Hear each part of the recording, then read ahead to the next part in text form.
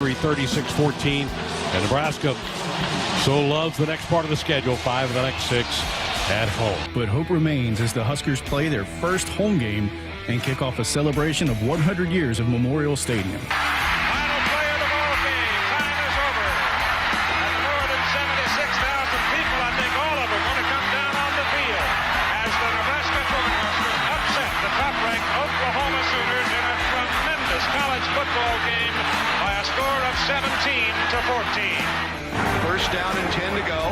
Here's a handoff to Thunder, who gives it back to Mike Stokes. He's going to throw it. He's got a man out there. 40. It is. There it goes. 15, 10. 5 yards. The snap is down. The kick is up. The kick is on its way, and the kick is good! 4 down linemen for Nebraska to snap back. Little delay. Handoff to Johnson. It's blown up. Malik Collins drills him at the 19-yard line. It's a loss of 3. It's 4th down. Northern Illinois will be the opponent, and they have to deal with the Black Shirts, who lead the nation in sacks. Sanders going right, gets hit, and brought down. A second sack on this drive. Lenhart again. It's Nebraska and Northern Illinois, right here on the Huskers Radio Network.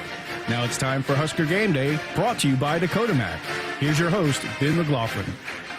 Finally back in the friendly confines of Memorial Stadium. It's felt like, well, longer than it's been. It has been 2 weeks of Husker football into the Matt Rule era. That 2 quite different games in terms of results, but similar feelings leaving the stadium.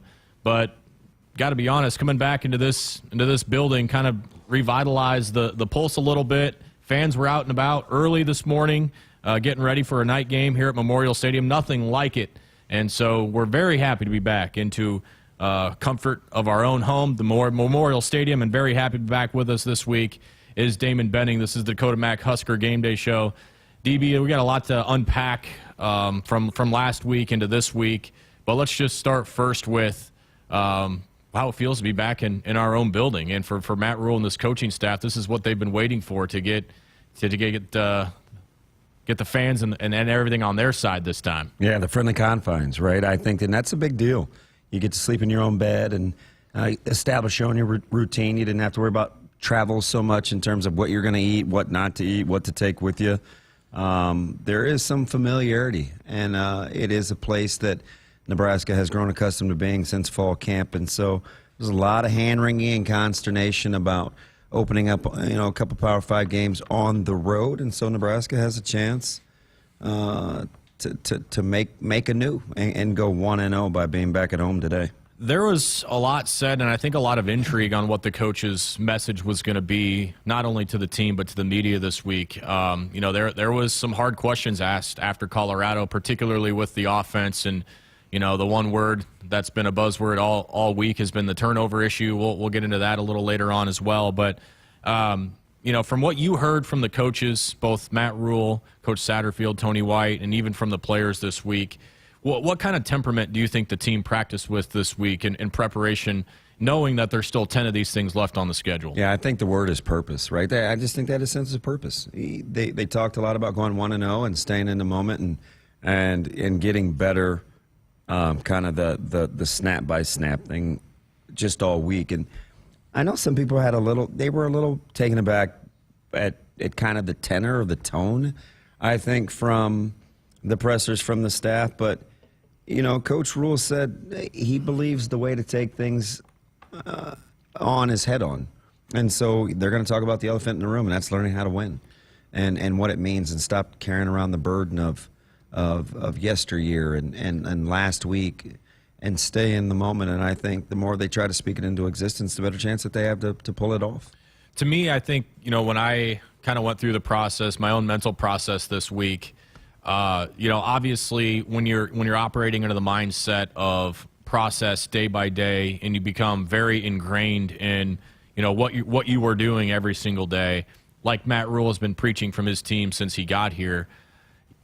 I think at times when you don't have the results to back that up, and you are 0-2, it can feel almost monotonous, and it can feel like a struggle. But how much of a help is it coming back home and kind of just doing something a little bit different, playing in a stadium in which fans are going to be rooting for you, getting dressed in your own new locker, sleeping in a bed in which, is just a stone's throw away from the stadium.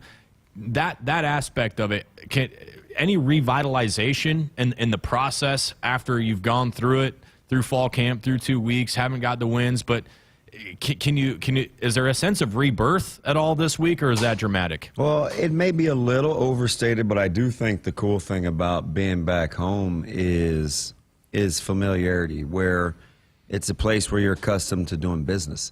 And I think that's the way that this team will look at it. Sometimes there can be this collective sense of, well, if we don't get off to this kind of start, then maybe you feel anxiety from the crowd, or you can hear the collective sighs, or it's not as loud as maybe you want to, or whatever. But I think the big thing for this team right now is the familiarity of how they do their business, where they get dressed, the steps they walk, just being in your own bed, the routine of what's going on. I think that will serve them well, because when you've talked so much about where you've been since the staff has been here, and the process and the day-to-day and all the little catchphrases, I think being able to put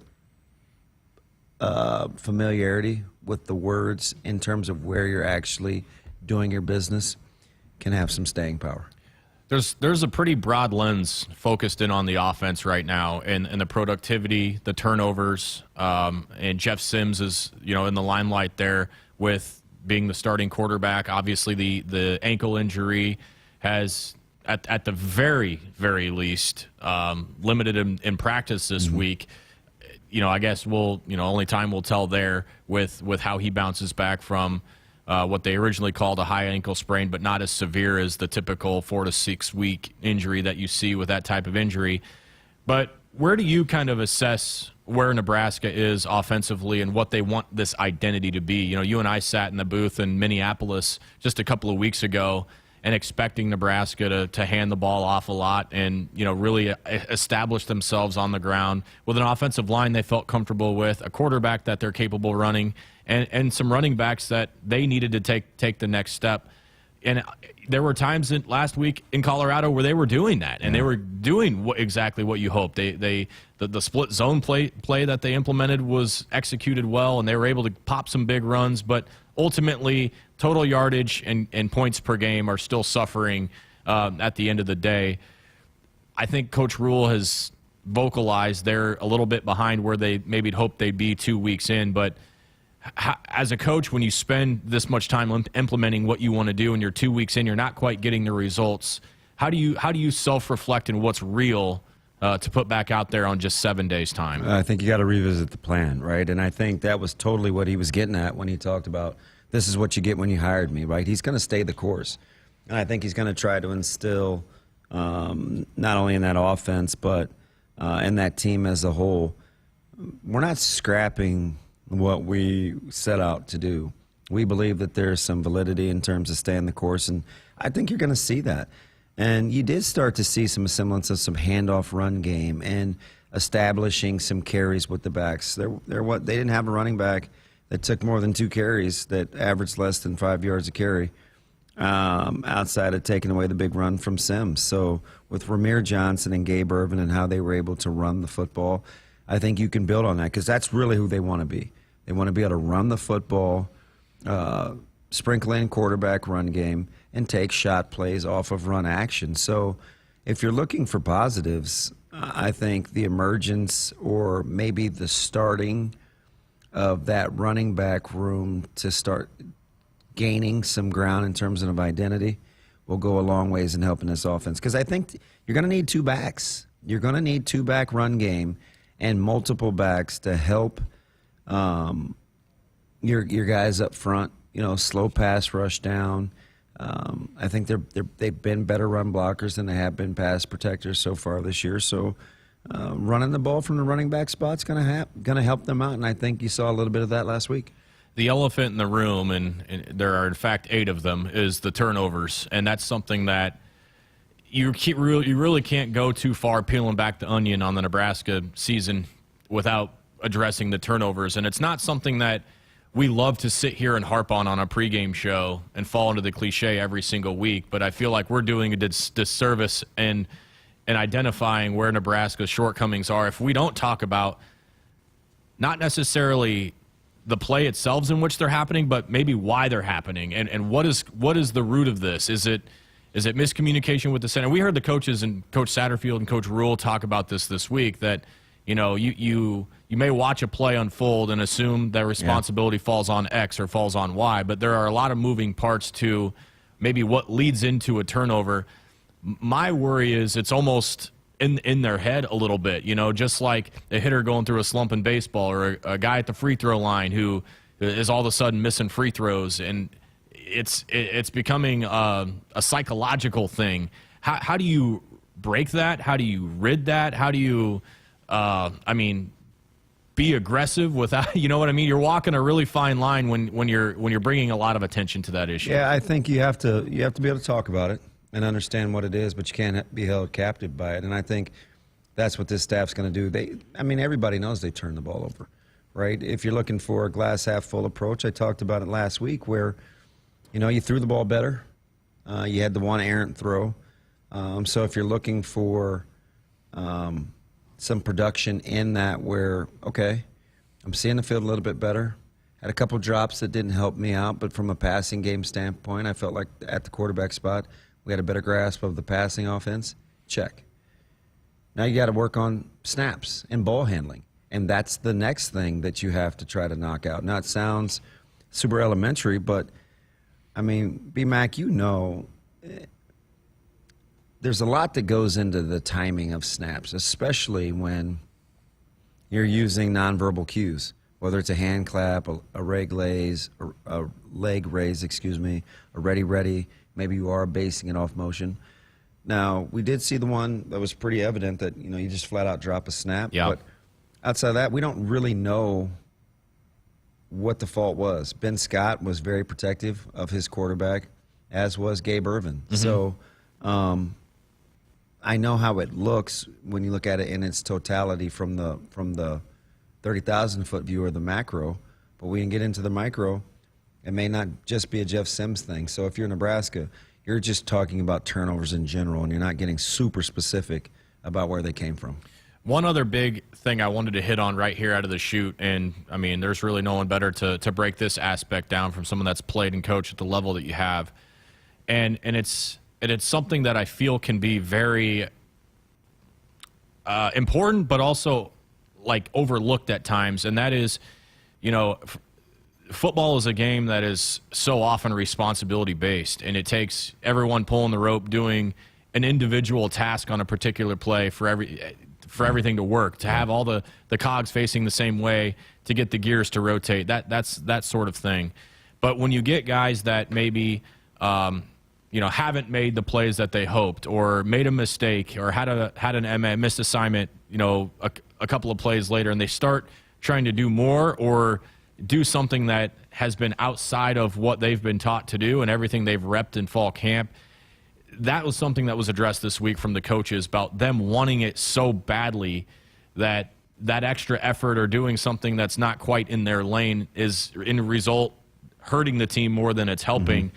But you know how emotional of a sport this can be and how hot your motor runs from start of play to end of play. Break down for us, you will, that very fine line to walk between giving all the effort you can and maybe even at times extra effort without making a mistake or having a shortcoming somewhere else. Yeah, so I think they've got this cycle of a play, right, where you get the play call, you break the huddle, there's the execution of it, there's the result of it, and then there's the flushing where you accept accountability for the result of the play, and then you do it over again with a new play. And I think that clock in your head with how to manage the previous play versus what the next play is paramount, right? Mm-hmm. There's a reason that it's a big deal in terms of being able to flush and be accountable, because you don't dwell on it. It doesn't hang over your head, and I think the more, it's like, this from covering baseball and following it so close, where it's like the guy that's 0 for 11, maybe he squeezes the bat a little bit tighter when in essence it's more about relaxing and getting back to the fundamentals of your approach. That's exactly what it's like in football. Hey, maybe you missed that little pin and pull, or that down block. You didn't get to where you wanted it, or you didn't handle that snap. That doesn't mean you squeeze the next one tighter. It just means you get back to your fundamentals. And so I think the talking of that out loud in terms of the anatomy of how to break down a play is pretty vital.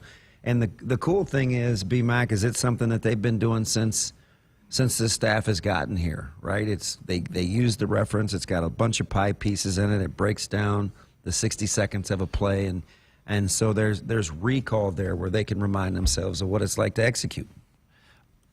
This is going to sound really, off base a little bit, I think. But I think when you put it in perspective and you go back and watch it, when you go back and dissect plays in a particular game, when you watch film and you break down tendencies and things like that, and you find all the missed assignments and you find all the things that you did well, you make it a long time into that game with Colorado before things really started to fall apart. Yeah, it was about halfway through the third quarter for me where I felt like Nebraska maybe could be in some trouble. Lost it, yeah. And that's with everything that was going on with the drop snap, with the turnovers, with missed time penalties, whatever that may have been, they were able to overcome a lot of that. And I feel like the film was probably pretty easy to watch for a lot of that game until you start to get to the crunch time and you start, everything started compiling. Your defense got tired. Colorado really started finding the momentum that they needed offensively and got their swagger back. But I feel like for a really long time in that game,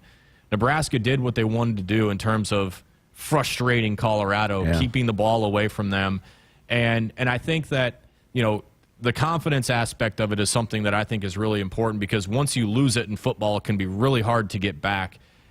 Offensively, defensively, special teams-wise, where would you evaluate the confidence level of this team, being how the game finished with Minnesota? The lopsided score, final score, yardage total differential that you see at Colorado, but at the same time, dissecting some of that film and looking at some of the responsibility, feeling like, man, we really aren't that far away from where we want to be. Yeah, so I think in its totality, not necessarily with the respective each individual unit, because, listen, special teams, I'm sure Bushini and those guys, punt protection, they want to play better. I know offensively they want to play better. Defensively, everybody wants to play better in general terms, but I think across the board for this team is they want to be better this week than they were last week.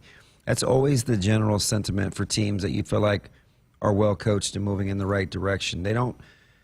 It's not necessarily majoring in the minors, but you want to major in the majors, and it's blocking, it's tackling, it's protection. It's not so much the minutia of the exact results.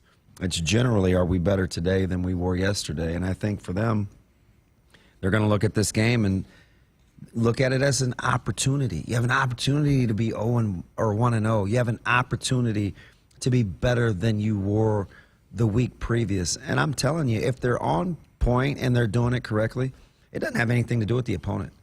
It is all about Nebraska, and I think that's how well-run organizations have to think. What can we do to be better ourselves? Control the controllables. If Nebraska would simply do that, imagine the difference in the outcomes. Just control the things that you can. Yeah. That's the goal. And that's the goal. And I feel like, obviously you can go and handpick 7 or 8 instances that they didn't do that, and things started to turn. But I do think that there have been some times where they did do that, and you started to see some momentum start. The start at Minnesota, them really weathering that first drive from the Gophers and be like, all right, yeah, so be it. That happened, but we're going to start doing our own thing. I think there has been examples of that happening, but obviously not at the level that you need to win. I always tell people, I think if I'm competing in something, I always want to be the person that sometimes you can have that Eeyore moment, like, I know, I did something wrong again, and it wears on you emotionally. But I rather be in control of that than have somebody just be better than me, right? Because there's nothing more demoralizing than knowing when that thing first starts that you don't really stand a chance from that vantage point. I always want to be able to be in control of the outcome as much as possible, and that starts with, even if I'm the one that's constantly making mistakes, give me another crack at it. I'll take that every day that ends in Y over somebody just being better than me. And what that is competitor, and that's why when teams start 1-7 or whatever, have a bad start, whatever sport, anytime you put that jersey on, if you don't feel like you're capable of going toe-to-toe or someone's going to run you over, you don't belong being out there. That's what it's about. That's what it's about. And that's a lot easier feeling to conjure up than knowing that somebody just is truly physically or emotionally that much better than you, where you know you don't have a chance. Now, that's demoralizing. It's not the repetitive mistakes that you make as an individual that you can control that should get you in the doghouse. Look at it as an opportunity to go get better, because that's not always the case when somebody's just physically more gifted than you are. Yeah. We are off and rolling here on the Dakota Mac Husker Game Day Show. Blue Cross and Blue Shield of Nebraska is proud to sponsor Touchdowns for Teachers to recognize outstanding educators in Nebraska. If there's a teacher that makes your community great, find a nomination form at huskers.com/teachers. Selected teachers will win a spring game VIP experience and classroom visit from Herbie Husker.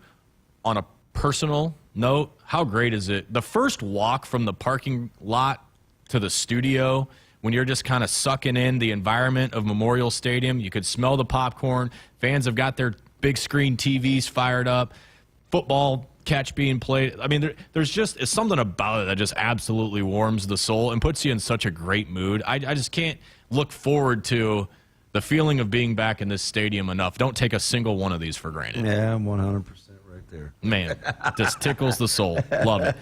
We're off and rolling here on the program. We got a lot coming your way. We'll dissect a little bit more of what we saw in Colorado last week and put a bow on that, and really, where Nebraska needs to trend in the upward direction moving forward. Our Cornhusker conversation this week, Ramir Johnson. He is going to be a crucial piece to what Nebraska wants to do offensively moving forward. He, along with Gabe Ervin, may hear about him a little later in the show as well. We'll check a scoreboard with everything happening around the landscape of college football, some finals rolling in around the country. We'll also dissect a little bit of the 3-3-5 defense from what we're seeing with Tony White. This thing is humming, folks, and hopefully the arrow continues pointing the right direction there for the rest of the year. We'll look at today's opponent, the Northern Illinois Huskies, and we got a lot more coming your way. Just about 2 hours left of the program here on a college football Saturday at Memorial Stadium. We got plenty more Dakota Mac Husker Game Day after the timeout. You're listening to Husker Game Day, brought to you by Dakota Mac on the Huskers Radio Network. Imagine going through life without a supporter or a cheerleader. I was one of those kids. I grew up in a friendly home, but I needed some extra guidance. Like that time I didn't do so well on my history test, or when my grandfather died. I went from being a shy girl to a confident young woman getting ready to graduate with a degree in psychology. All it took was a visit from my mentor at school once a week. She transformed my life for the better. I'm Allie, and I'm a Teammates mentee. Mentor a kid like me. Go to teammates.org to learn how. With over 75 years of wealth management experience, Bridges Trust understands the value of tradition and legacy. They have built their reputation by helping clients achieve their objectives by providing exceptional service in investment management, trust and estate planning, philanthropic consulting, and family office services. They are in the business to provide specialized, comprehensive wealth advisory services that are in the best interest of their clients to help them grow and preserve their legacies for generations to come. Bridges Trust. Trust for generations. This is Husker Game Day, brought to you by Dakota Mac. You're listening to Big Red Football. Allergy season is officially here. Your home should be a place where you can escape dust, pollen, and other allergens. But every time you enter your home, you bring them inside. John Henry's offers numerous products to remove allergens and germs from your home. Call John Henry's today to learn more about our indoor air quality products to breathe easier in your home. 435-5555. John Henry's Plumbing. Heating and air. Tired of worrying about what to make for dinner? Try Gary's Quick Steak. It's delicious, convenient, and easy to make in minutes as it cooks from frozen. It also has over 20 grams of protein per serving, is gluten-free, and is made with real beef and chicken. Enjoy sandwiches, enchiladas, stir-fry, quality sirloin, chicken, and corned beef ready in minutes. Simply sizzle, flip, and savor. I promise you, if you try it, you're absolutely going to love it. Visit our website to find a store near you. Every day, Central Valley Ag works with our farmers to feed a hungry planet. Partner with a team who knows the entire roadmap, equipped with local expertise and proven products. Get your seed recommendations with CVA's Go Early Seed program. Register to win $7,000 off a seed box purchase when you visit CVAcoop.com. There's room at the table. Our planet is hungry. Together, we feed it. Central Valley Ag, the official co-op of Husker Nation.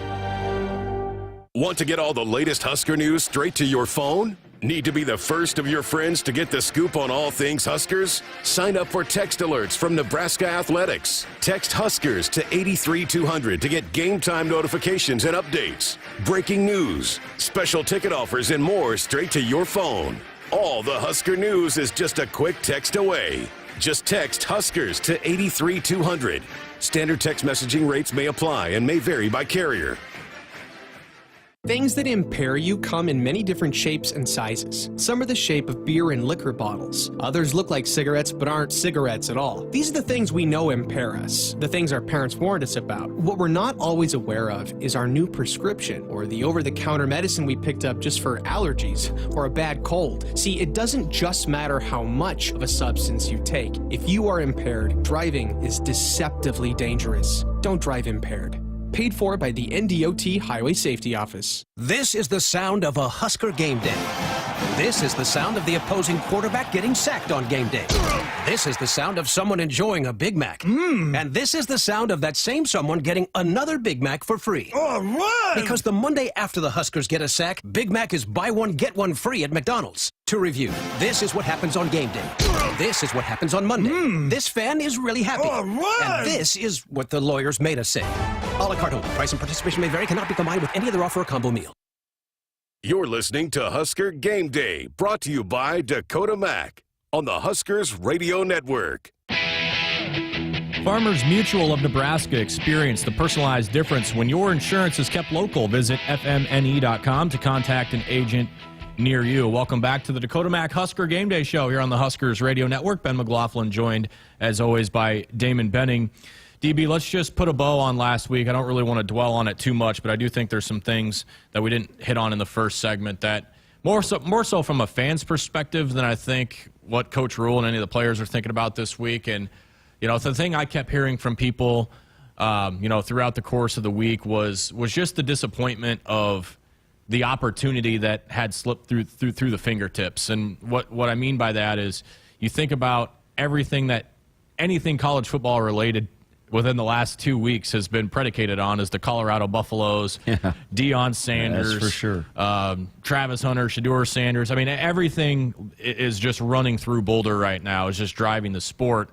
And I think, like most people, anytime, as a Chiefs fan, I get it. People are sick of the Chiefs. It was the same thing with Brady, in New England. People just are rooting for things like that to get quieted down and to slow down. And so I think Nebraska had a lot of fans around the country last week beyond just the scarlet and cream. It was a big opportunity for Nebraska, in a lot of different respects, but more so to just pour a little cold water on the fire in Boulder and just to have that attention of the nation. It's the second most watched game in America behind Alabama's game with Texas last weekend.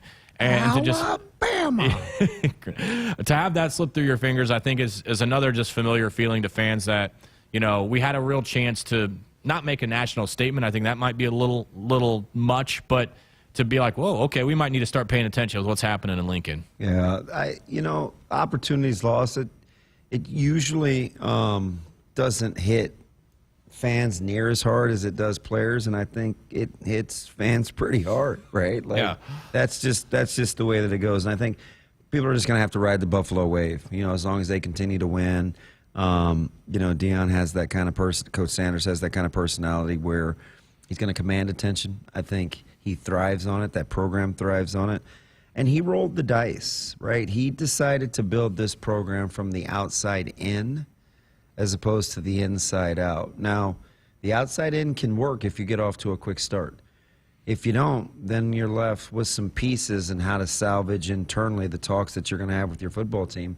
But he didn't have to go through that. So that is kind of unique to the process in terms of how he built this thing. and going forward. But for Nebraska, I don't think it was really ever about Colorado as the football team. I think it was about Nebraska getting the opportunity to be 1-0 after they started 0-1 against Minnesota. And so that's how they look at it. And the better you can compartmentalize those things and move on, the better off this team's going to be. Just like Nebraska's not, hopefully, I mean, ideally, they're not thinking about Colorado.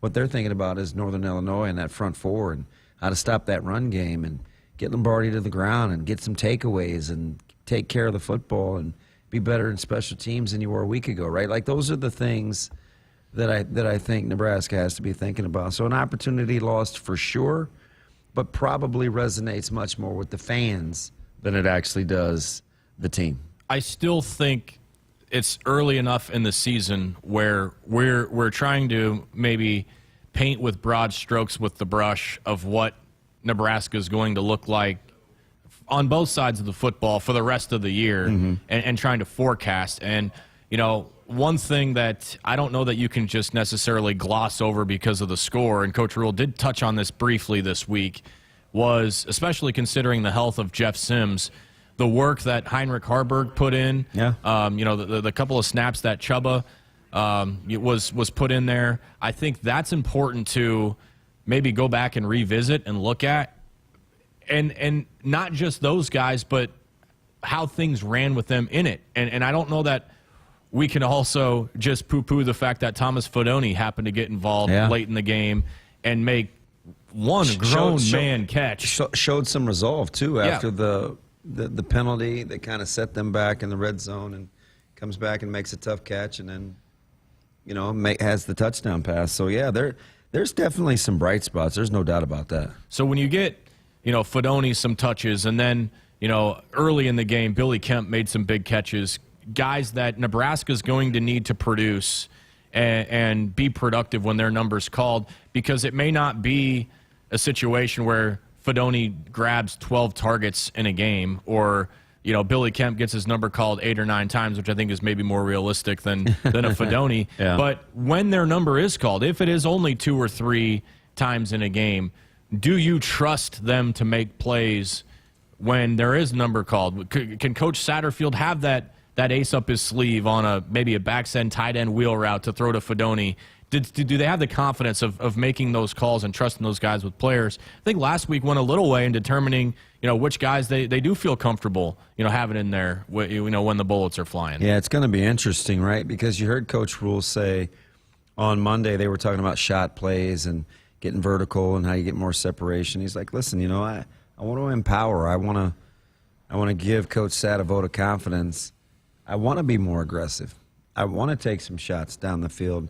And if nothing else, to loosen up defenses so we can continue to try to execute who we think we are going to be from an identity standpoint. And the more that you can empower guys to be who they want to be, the better off you're going to be. And it's not just players. Sometimes it's coaches.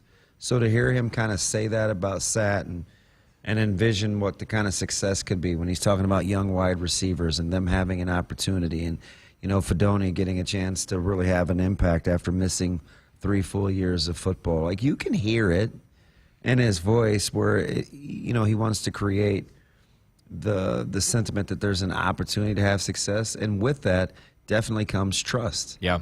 Right? Whether you saw Kemp make some plays, the sliding catch. You referenced Fodoni.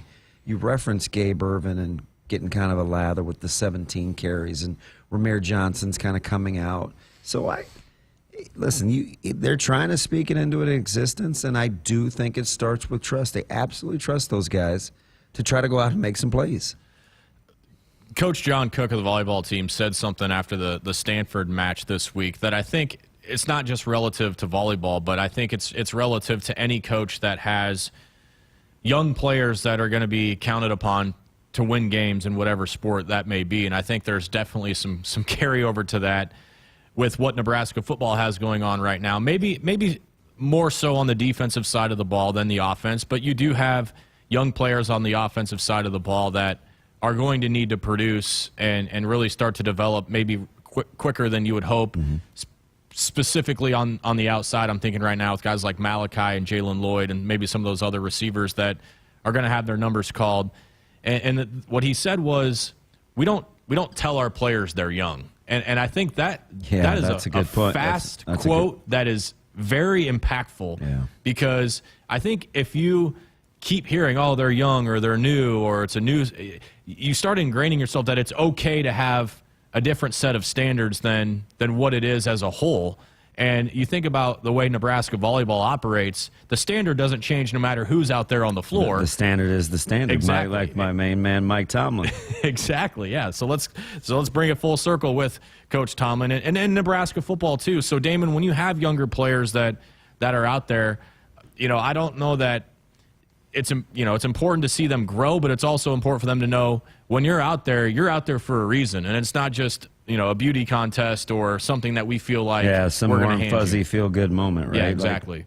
And I think the more that the players, like I keep using the term empowered, right? Because I think that's a big deal. Like the more players feel the freedom to go out and be who they are, the better chance you have at positive results. I don't think that's any secret. That's not something that you like cooked up in a lab. I mean, that's just the reality of it. And at some point, we tell our guys all the time at the high school level, at some point you're X amount of games in, you're not what you were X amount of games previous, right? So it's just another opportunity to go out and get reps, and we can be age specific later.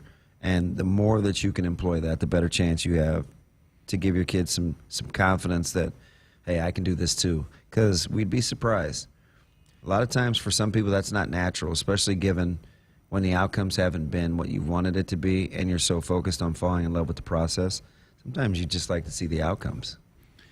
Coach Rule, one more thing I want to hit on that he said this week is, kind of you understand what you got when you hired me of this being we're not going to have knee-jerk reactions. We're not going to start doing things that deviate from our plan. But I think he also is putting focus and emphasis on the guys that did take a chance on him. And he mentioned Luke Reimer, and he mentioned some of these other guys by name. He was late for the presser because he was chopping it up with Luke, right? That was pretty cool. So I think that something that you and I talked about right out of the chute on this show 2 weeks ago was that balanced effort of keeping the forward vision in mind, at the same time taking the necessary steps to make Nebraska, the 2023 version, as good of a football team as they possibly can be. Yeah, you can see it, right? Where he says things like, I'm not going to mortgage the future of the old guys on the backs of our younger players. And I know sometimes the fans are like, well, player X isn't playing well, or player Y isn't playing well, or what are we going to do on this side of the offensive line, or whatever the discussions that we've been hearing about the last couple of weeks. And so Coach Rule has some decisions to make with how he wants his words to resonate in terms of how they're building the culture. If there's he talked about redshirting. He said, if there's a young guy and he can help us win, we don't worry about redshirting. We don't worry about how old they are. So I think he's telling you, if we have guys that are in position to give us a chance to win regardless of age, those guys are going to get every opportunity. And until then, we can assume that they're not ready to play. And the guys that have, he's put his money where their mouth is. I mean, I think this is 2 weeks in a row where we've seen 18 players play on defense on the first drive. Absolutely. So and they'll continue to do so. So it's not a hypothetical thing or, this has to happen for this. It's already happened. So I think there's definitely proof in the pudding in that regard. The Dakota Mac Husker Game Day Show off and rolling. We're starting to see some foot traffic outside the stadium pick up.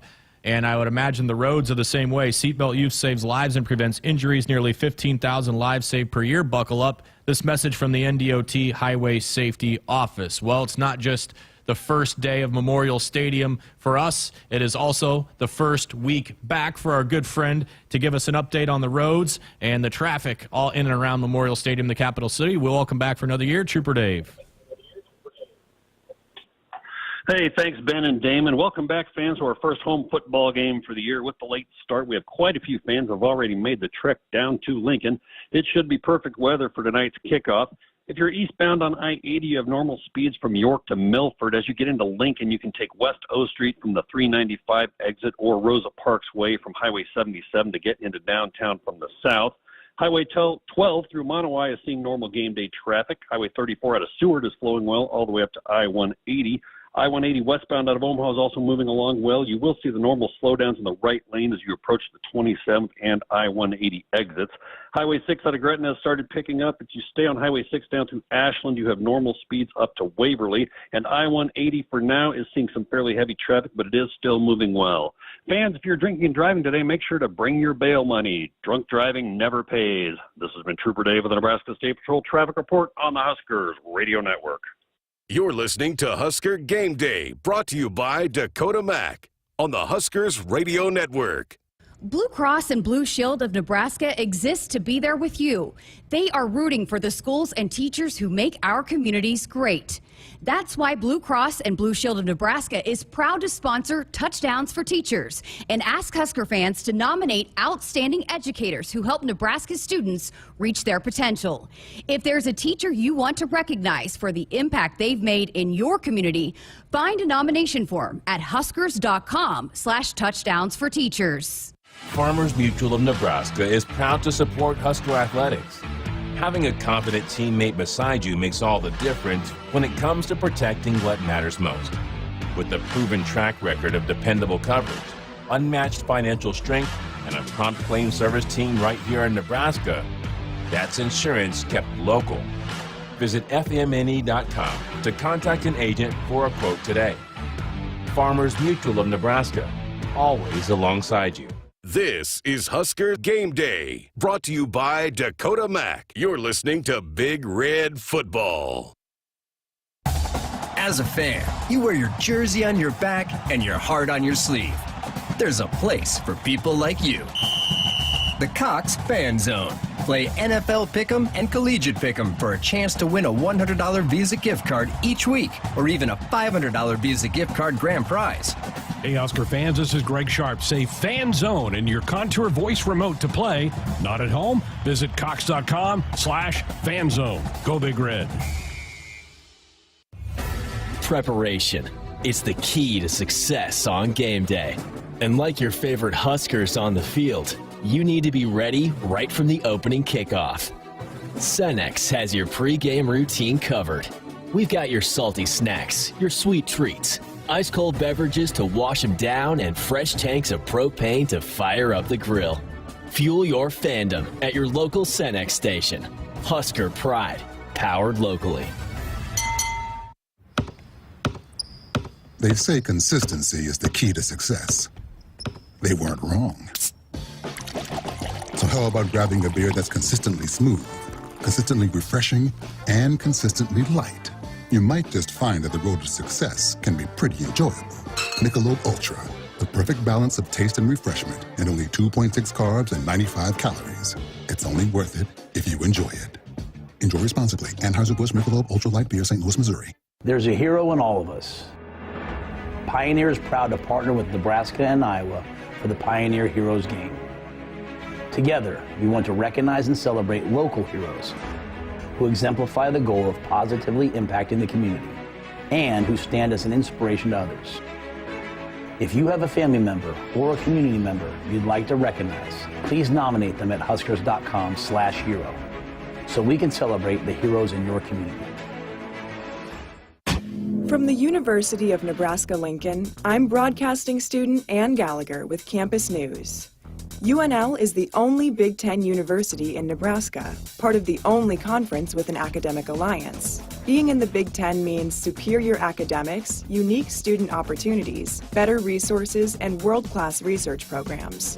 With 72% of undergraduate students receiving scholarships or financial aid, UNL offers a Big Ten education at great value. Experience a redefined car buying process when you shop at Genesis of Southwest Omaha. Our seasoned team provides exceptional customer service with personalized attention, expert advice and knowledge on vehicles you're interested in, and a streamlined purchasing experience. Shop our full lineup today and test drive the thrilling 2023 Genesis G70. This fierce and powerful sedan pushes limits with exhilarating capabilities and 4 available powertrains to choose from. Visit us in store or online at southwestomahagenesis.com.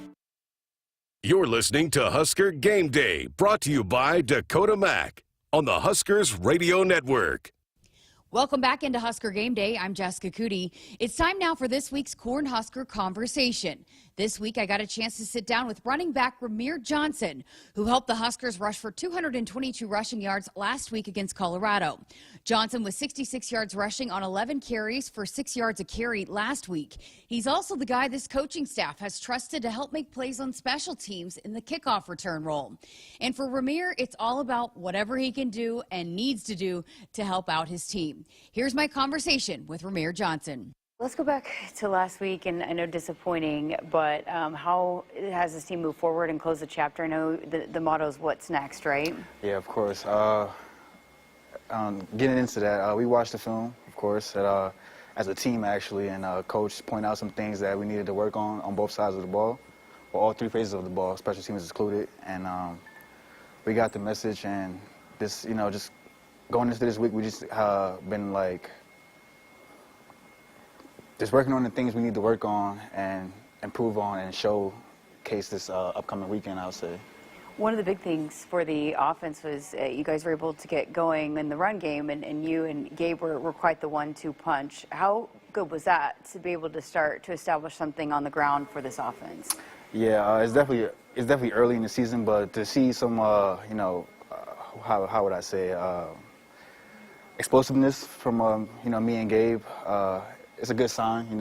O-line doing their job, they're doing their thing, and we just seeing the creases and hitting it as we're supposed to do, and it's only going to get better from here on out. And I know you saw me and Gabe, but we got some other guys in the room as well, like Anthony Grant, you haven't seen yet, but he's, going to get some touches here soon. Emmett Johnson, you know what I'm saying? So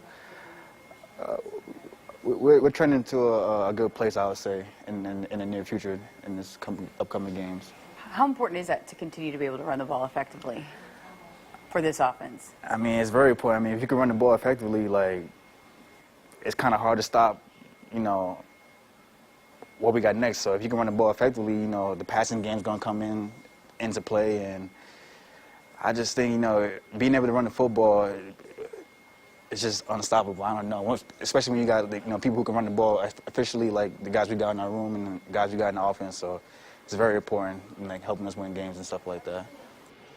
We've heard Coach Rule talk about you from the start, and that you popped on film for him and that you were going to be a part of what they're going to do here. What has that meant to you to be asked to be taking into or stepping into a bigger role this season? Yeah, I mean, for me, it means a lot. I've been saying for years, like, I just want to be utilized the right way and help the team win. I don't care how it is that you want to use me. I just want to be, able to be like, whatever you tell me to do, I'm going to do it, and I just want to be a big part of this team to help us win games. That's all that matters to me. I don't care how many touches I get, how many times I even play. I just want to be useful to the coaching staff and my team and in any way possible to help us win games, honestly. So it means a lot to me, honestly. What were those conversations like? I mean, because you came here and changing with the coaches, and what made you believe that you wanted to stick with this staff and Coach Rule? They kind of told me, like, people, they saw me as, like, similar to, like, offenses they had in the past, and I kind of saw the same thing, and, they just told me, like, if I trust them, they'll trust me, and I kind of been seeing that for the most part, and, When I talked to you after Minnesota, you had the big kickoff return, you were taking handoffs, and then you also switched your jersey to go help on kick coverage. And you said, I just want to do anything and everything. Where does that come from? Why are you wired that way? It just comes from just me first playing football, 10 years old, I believe it was. I just like the sport. I mean, this sport got me from a lot of things. Before this sport, I don't know what I would have done. Like, I don't know. So I don't take the sport for granted. I owe everything to the sport. So I don't care. Like I said, I don't really care how you use me, how you want to use me. I just want to do anything that help our team win, no matter what it is. Like running down on gunner on punt, running down on kickoff, kick return. So I even play defense if I had to. I told Coach White a couple of times back in the spring, I even play defense if he need me to. But I just like playing the sport, football, and I like doing things that's going to help us win, like no matter what it is, honestly. Being in the return game, how much have you enjoyed that role and that responsibility for this football team? Yeah, I enjoyed it a lot. I used to do it a lot in high school. That's kind of like my favorite position to play, other than running back, of course. But yeah, I really enjoy being back there. I think I can do some things back there, and I'm glad they put me back there this year. Yeah, I don't know. A lot of my favorite players growing up played that position, like D'Anthony Thomas back in Oregon, Tavon Austin. So I used to just like seeing explosive players doing things like that, and I think I'm supposed to play myself. So I just felt like that's like the right spot for me to be at. How enjoyable has it been, and how much fun has it been that this coaching staff wants to be aggressive on special teams? They want big plays to be made on special teams. They want you guys to be aggressive back there. I mean, you can score points in the special team. Like, it's not just offense, defense. You can score on kick return. That's 6 points right there. You can score on punt return. That's 6 points right there. So it's very important. I mean, it helps us, change the field and like put our defense and offense in the best, spot to like play well throughout the game and stuff. So I think it's very important.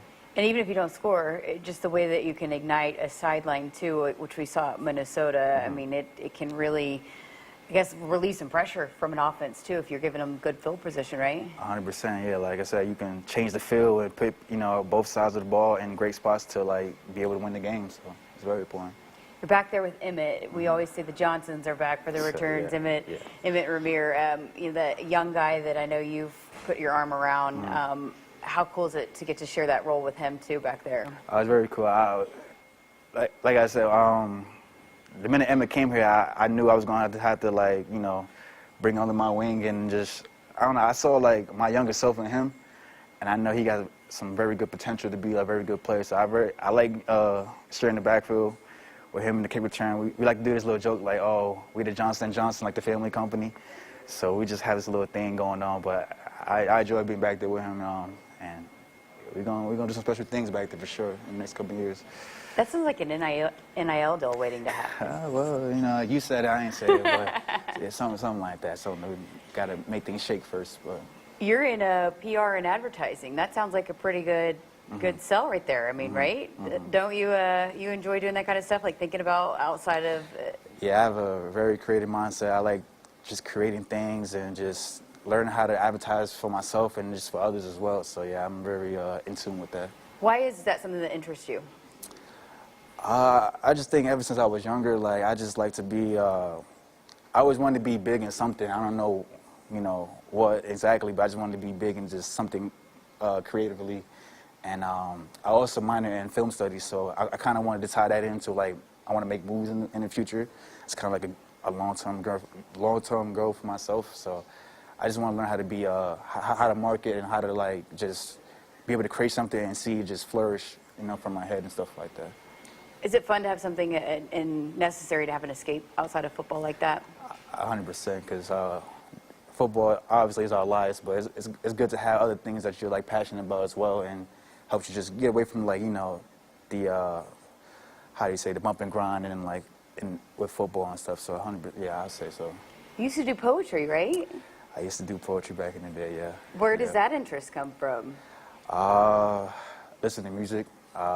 Growing up, I listened to a lot of music, a lot of music, and I just always been creative. I was always kind of like to myself as well, and I like to just write things out, what I see, what I like experience, and just kind of have like wordplay and stuff like that. I was kind of always big into like doing things like that. I just like wordplay. I don't know. I just was always good at just like, I don't know, just mixing things up and then just imagining it and recreating it. So I don't know, my mind was always spinning. Yeah, like you said, just very creative mind, thinking outside the box. Yeah, for That's sure. Cool. Yeah, for sure. All right, well, let's circle back to this week in the home opener. First of all, how excited are you guys to get back home? There are a lot of guys that have not played in this stadium on this football team this year, a lot of coaches that haven't coached, but you have experienced it, so how excited are you to get back out there in front of Husker Nation? I can't wait. It's good to see our home crowd, cheering us on, not the opposing crowd, just, all that stuff. So I'm excited to get back out there in front of the fans and play good football. Honestly, just play good football in front of them and have the energy from the crowd juicing us up. Coach Rule was saying this might be the best defensive front that you guys have faced with Northern Illinois. How do you guys go about running backs, O-line, being able to get the offense going against this defense? Yeah, they're They got a good defense. The D-line is very twitchy. They're crafty as well too, I would say. So we're gonna have to be really in tune to like how to run, how to like match their twitchiness, and how to like play off their craftiness and just go from there. And I think we've done a good job so far.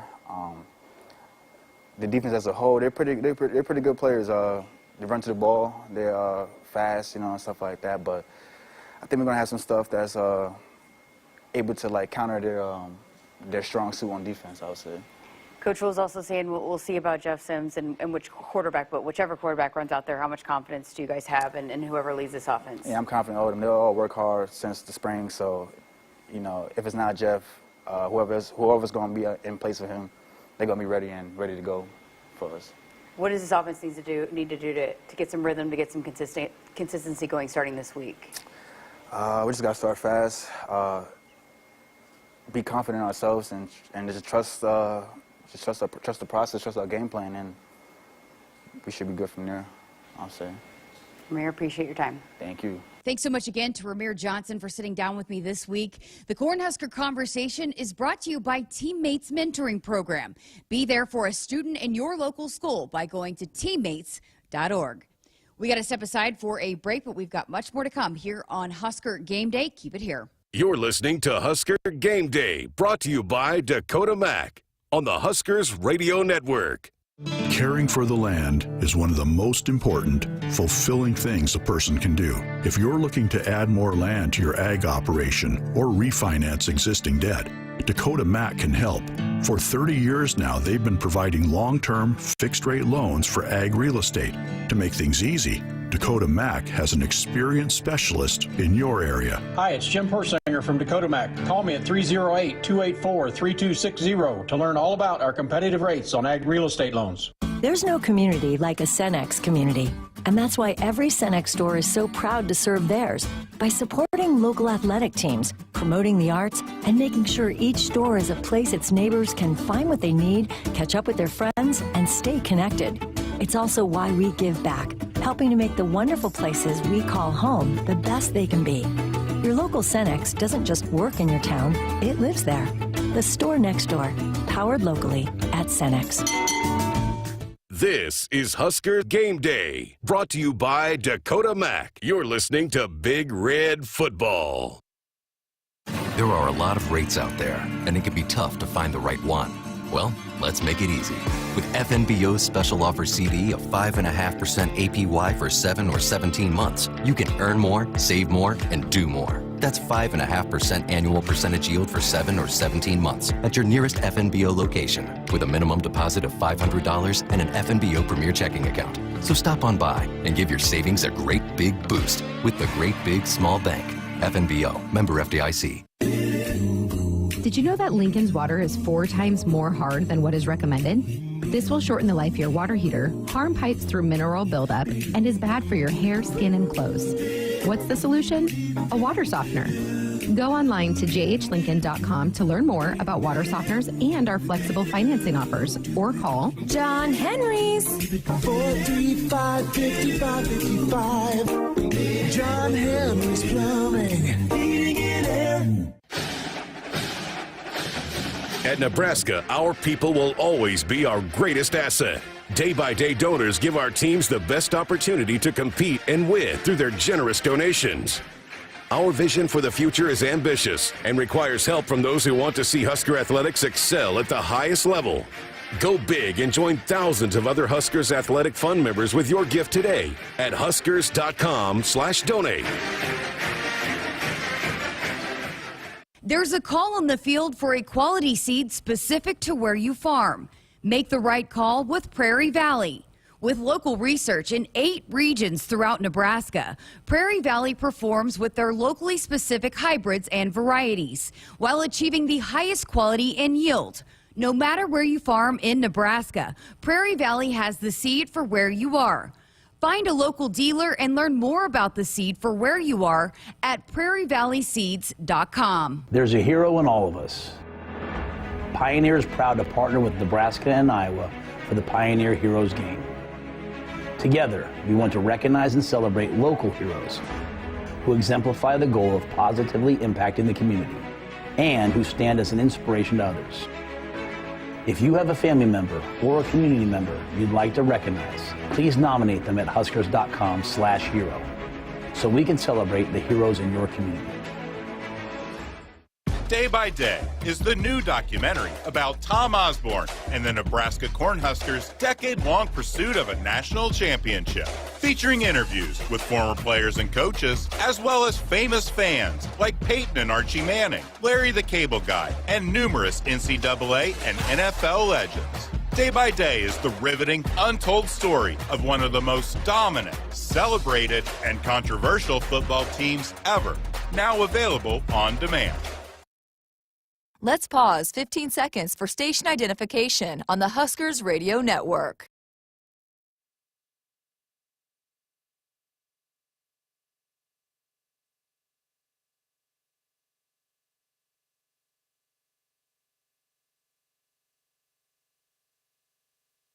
You're listening to Husker Game Day, brought to you by Dakota Mac on the Huskers Radio Network.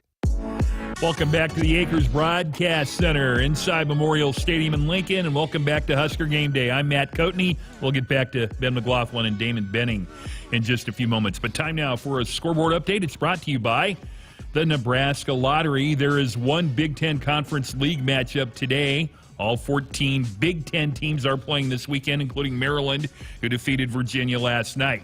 Earlier games today, number 7 Penn State at Illinois. The last time these two teams met in 2021, in the first and only 9 overtime game in college football history, the Illini emerged victorious with a 20-18 final at Beaver Stadium. Today, there was no such threat of overtime. Potts is now the running back to the right of Aller. From the 11, Far Ash attacking the end zone to our left. Two left, two right. Pitch it to Potts. Waits. Wants to throw. In the end zone. Warren keeps the feet in bounds. Touchdown, Penn State. Trey Potts throws the touchdown pass on the halfback option. And the Nittany Lions lead it 22-7. That's Steve Jones on Penn State Radio from Learfield. Nittany Lions quarterback Drew Aller did not throw a touchdown pass today, but he had a better day than Illini quarterback Lute Altmaier, who threw 4 interceptions.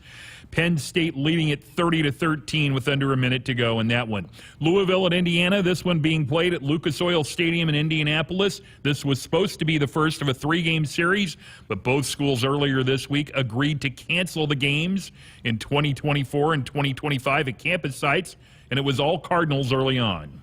3 receivers bunched together just on that right side. And Plummer pitches, faked the pitch, throws downfield, open man, Thrash grabbed it at the 50. I don't think they'll catch him. 30, 20, 10, 5, and a touchdown. 85 yards.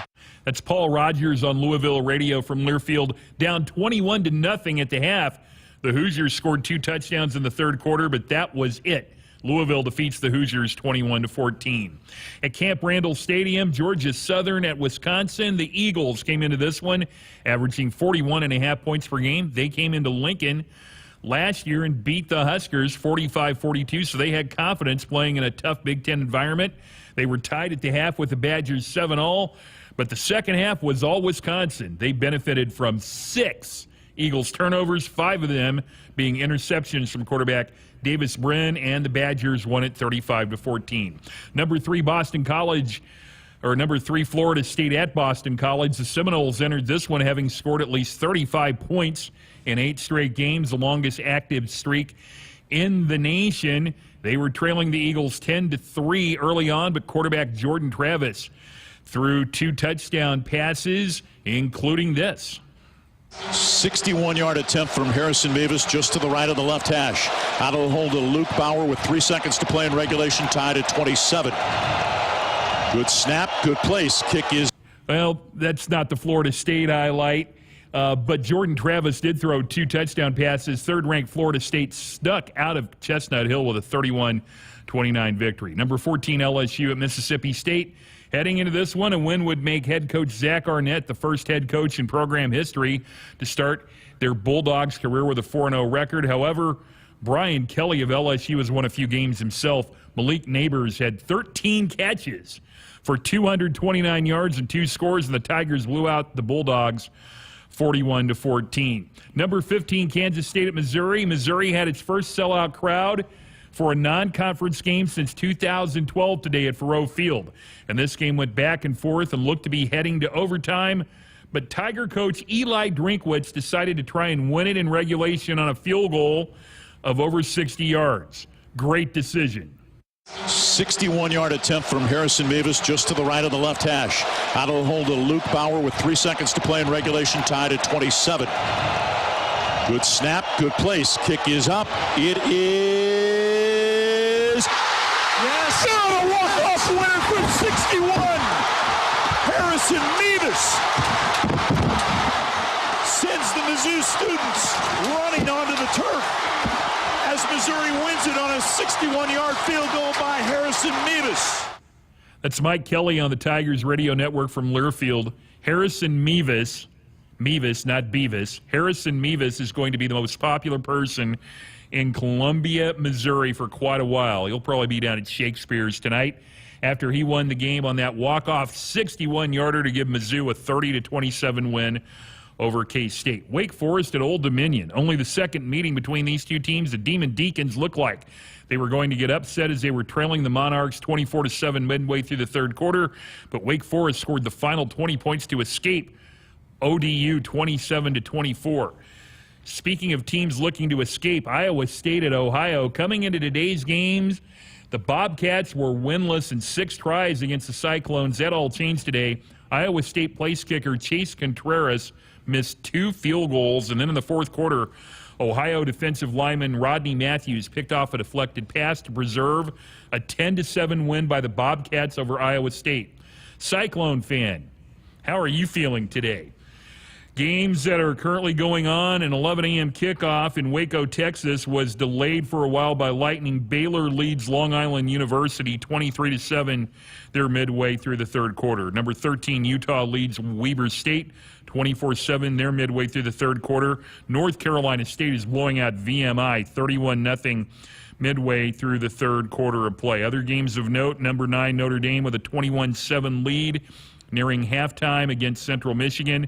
Top-ranked Georgia is trailing. Now it's early.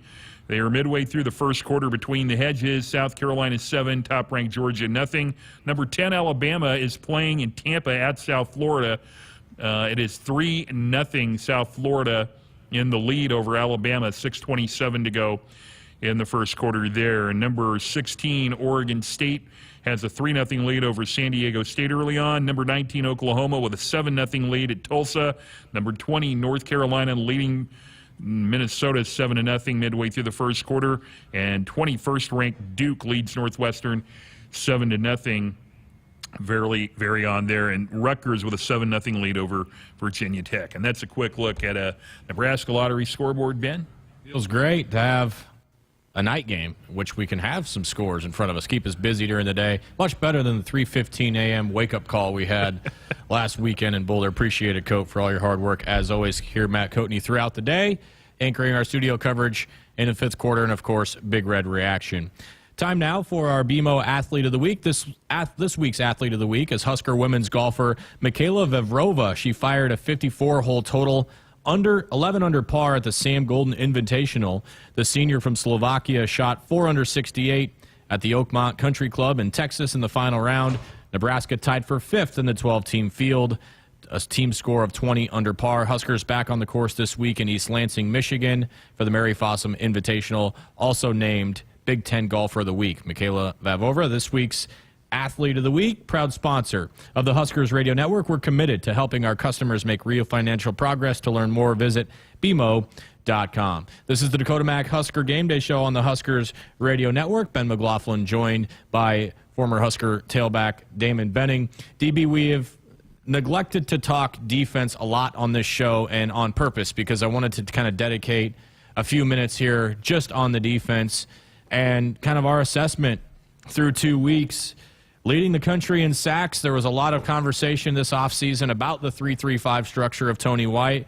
A fair amount of concern about it, its potential deficiencies. There was a lot of talk before the Colorado game that the Buffaloes had seen a 3-3-5 against TCU and sliced and diced it. It was definitely not the case then through 2.5 quarters, almost 3 quarters in Boulder. Your impressions of what you've seen from the defense, both just from a schematic standpoint and an effort standpoint? Well, I think it's fantastic, right? They're getting so many helmets to the ball, right? And they're getting guys to the ground. They've had a couple chances at some takeaways too, so that's probably the one thing that I'll table here for a second as we get to what I'd like to see them improve on, because there's 2 glaring ones, right? They got to get off the field on 3rd down. They got to take the ball away. But for the most part, when it comes to tackling in space, getting lined up correctly, being multiple, right? They'll give you a lot of different looks up front. So they've got some versatility, and they played a ton of guys, right? There's some young guys, there's some old guys that we thought were going to make milk cartons that are back, resurfaced. We've got guys playing that we weren't even sure how to pronounce their name because we never say it out loud. So, Bayer, Gaber. I've heard it all, right? So we just know Mikhail's a good player. Yeah, he is. I like that he hits people. And so the defense is great. Had a chance to talk to Tony White this morning in the coach's office, and just his mannerisms. That's kind of where my man Crush lies in terms of the defensive guys. No disrespect to Super Coop, because he's fantastic. Coach White will at least talk to me about something other than just football, right? Coop's conversations are a lot of football, which I typically don't mind. But just the availability of getting guys 10, 12 snaps, hit the roster utilization of where his players are. Don't undersell that, because if guys know that they have an opportunity to play, you keep them engaged. And he's got a style that he likes that is very player friendly. And so the sky's the limit. But like I said, the 2 things that they've got to really work on, and you'll see it get a chance to play out tonight, get guys off field on 3rd down. Don't allow, for as good a success rate as Nebraska has on 1st and 2nd down with their opponents, it is uncanny how they can't get them off the field on 3rd down, right? The average yards to go, well over 7 yards, and it hasn't seemed to matter for this Nebraska defense. So they got to shore that up. And then you have to start to make some plays with some opportunities where you've gotten your hands on balls, or you have a chance to get guys to the ground and rake at it a little bit. They've got to get some more takeaways, which is bound to happen just because of how many helmets they get around ball carriers. I think the takeaways will come, and I look for a couple tonight. Yeah, I think the thing that you were talking about with just the number of bodies, there are so many benefits to having that, right? I mean, when I'm spotting up there in the booth, I'm used to any time someone new comes in the game, I freak out and I'm pointing, oh, this guy's in the game. But I'm finding that becoming less and less relevant, because it's crazy how they'll just shift, almost line shifts at times anytime the offense subs, and they're able to get guys. And you don't really notice a drop-off, which is important. Right. But I think, the longevity of health, as you said, the player engagement throughout the year, the determination for other younger guys to keep practicing throughout the course of the year. And I think maybe the most important thing, DB, to go along with this is a word called sustainability. I think having defense like this with that effort, with that physicality, is much more sustainable for 12 weeks than if you're relying on 14 or 15 guys to put that relentless physicality on teams for 4 quarters each and every week. They're going to wear down eventually. Yeah, but to have that sustainability for 12 weeks, if you're cycling through 18 to 24 players, when Luke Reimer's on the field in week 6, he's going to be ready to knock someone's head off. Yeah, he just sounds fresh and engaged too, right? Staying around the 50-snap mark, and he's going to be good for the long haul. But here's the thing. I mean, could we see a game where Nebraska gets to 28, 29, 30 guys playing on defense? It wouldn't be out of the ordinary. You can play 8 in the secondary. You can play 6 or 7 along the D line. And you could, depending on situationally what you like to do at the linebacker spot, you play another 6 or 7 guys. So the numbers get up there in a hurry in terms of availability, and that lets you know that a couple things are going on. Number one, the scheme is one, and it's very user-friendly.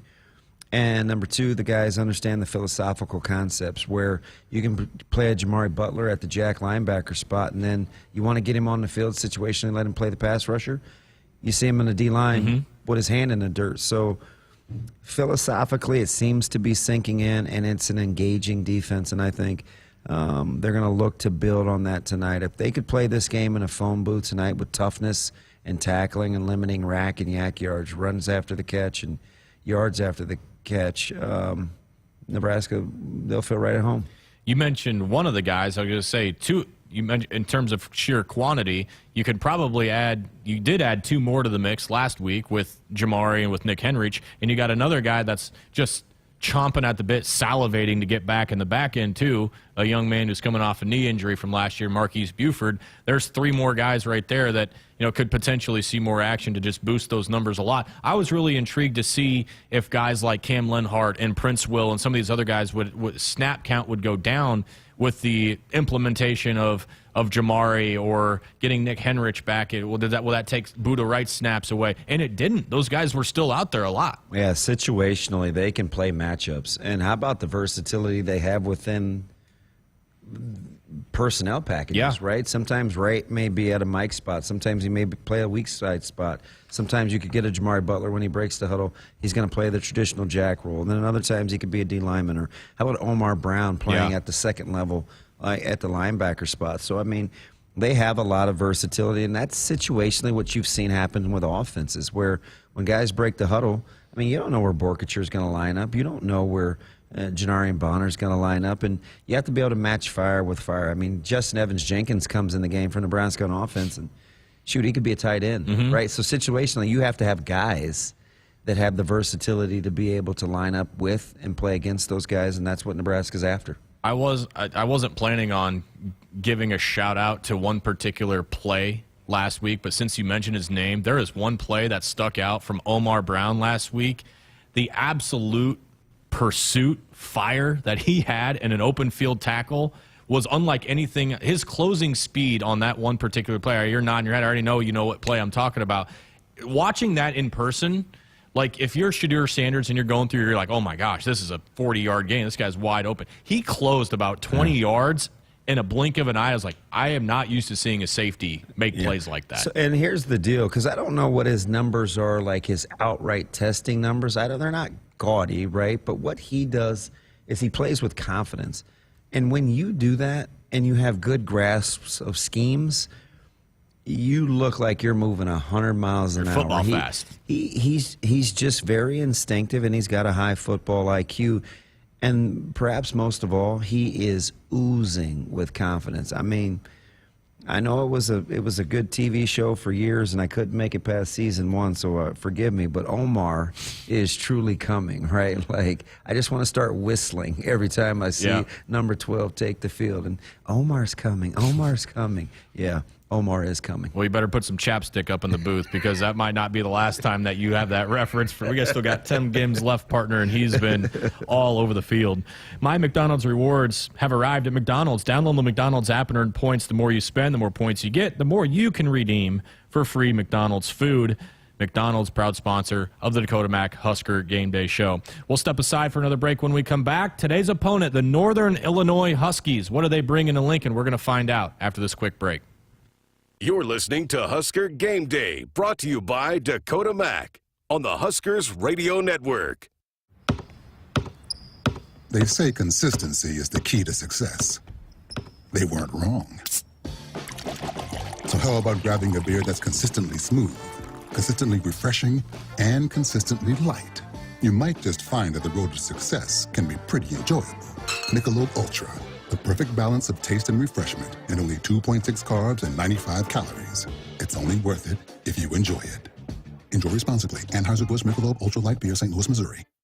At CHI Health Clinic, we believe healthcare should be personal, because knowing your provider personally makes appointments more comfortable, more productive, and more meaningful to your overall health. Get matched with a primary care provider based on your personality and lifestyle, using CHI Health Clinic's My Provider Match. Take the survey at myprovidermatch.com to find the right provider for you. Getting healthier starts by getting personal at CHI Health Clinic. This is the sound of a Husker game day. This is the sound of the opposing quarterback getting sacked on game day.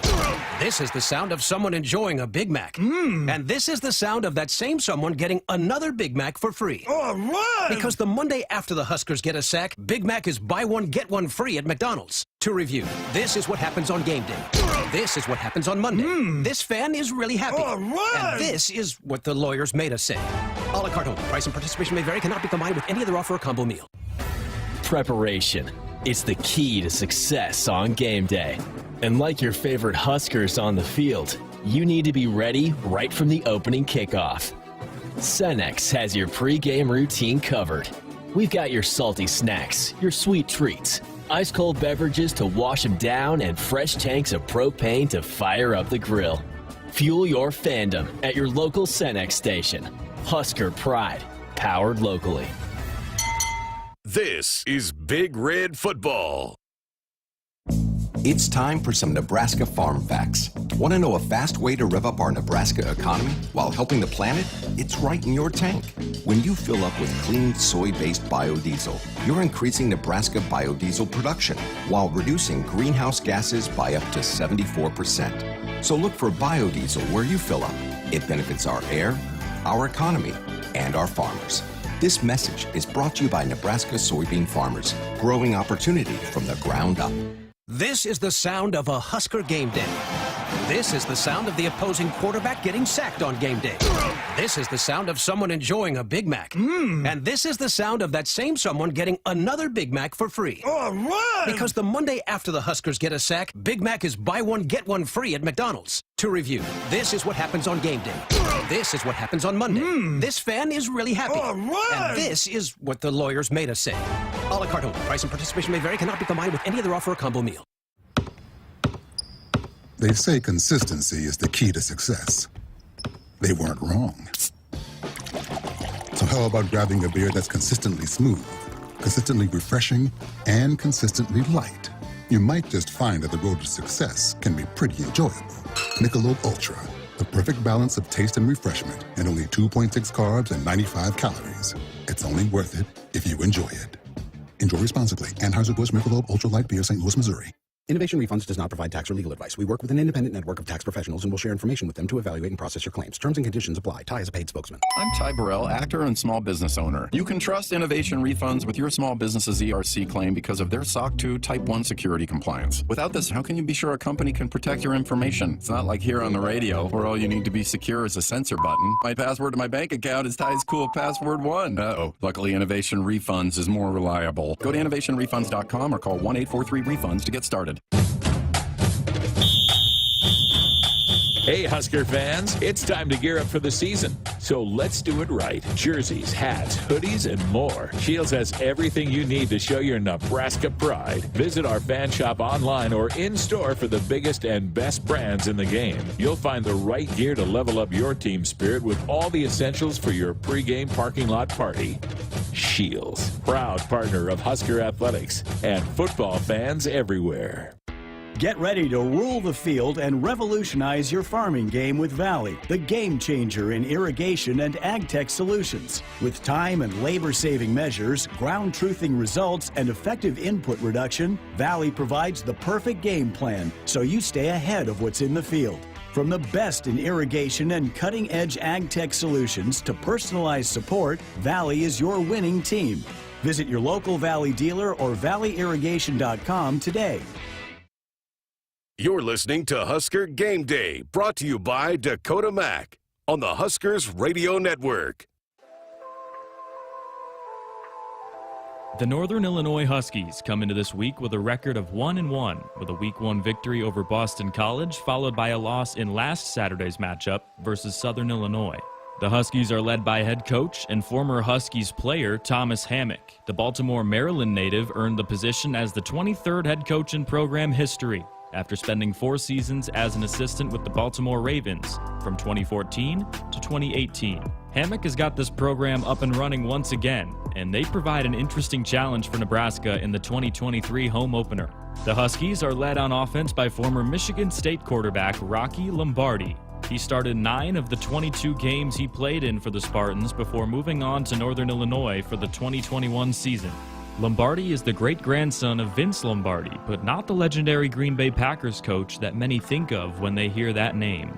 The 6'3" redshirt senior quarterback started a game against the Huskers back in 2018 and struggled, going 15 for 41 passing with an interception. However, Lombardi has made dynamic plays for NIU on the ground and through the air so far this season. Huskies with the quarterback, Lombardi, looking for the end zone, He's got it! I believe he's got it! Touchdown! Goodbye to Chestnut Hill! Touchdown, Northern Illinois! See you later, Boston! That touchdown from Lombardi came in the Huskies' first game of the season against Boston College, where NIU picked up an overtime victory 27-24. It was an impressive start to the season for Coach Hammock's team as Northern Illinois defeated an ACC program, largely due to the play from running back Ontario Brown. Justin Lynch. Now he can run the football. Lynch instead's going to square the shoulders. Back with a pass to the near side. Diving for the end zone. Ontario Brown with a touchdown. Northern Illinois. Brown returns this season as the Huskies' top rusher. He led NIU with 7 rushing touchdowns last season and was very effective when he got the ball. He ranked first in the MAC in yards per carry with a whopping 6.3 yard average per attempt, which also earned him a spot in the top 20 nationally for that category. Brown already has made a big impact this season with his multiple scores against Boston College. Now the center is going to be Rocky Lombardi. 2.5 yards away from the end zone. And they give it to the right-hand side and in for the Northern Illinois touchdown. Ontario Brown, his second score of the afternoon. In terms of receiving, NIU is led by a returner from last year's roster in Kasper Rutkowicz. He leads the Huskies in receiving yards so far through 2 games with 185 yards on 11 catches. Lukey's having 3 already. Lombardi having the throw is going to go long in the post pattern. He's got a man to the 10 to the 5, and you've got the Northern Illinois touchdown. At last. However, Northern Illinois has struggled to get the passing game going through these first 2 games, as they currently rank last in the MAC in total passing, with only 172 yards.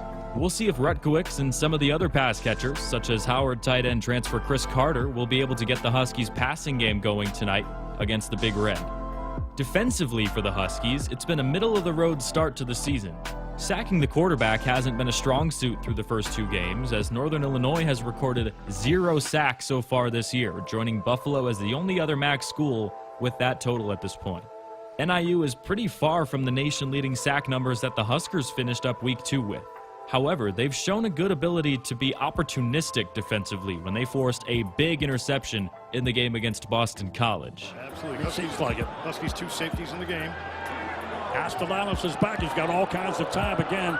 And Castellanos delivers over the middle, and the pass is intercepted. It is picked away by Northern Illinois, the takeaway, Javon Bird.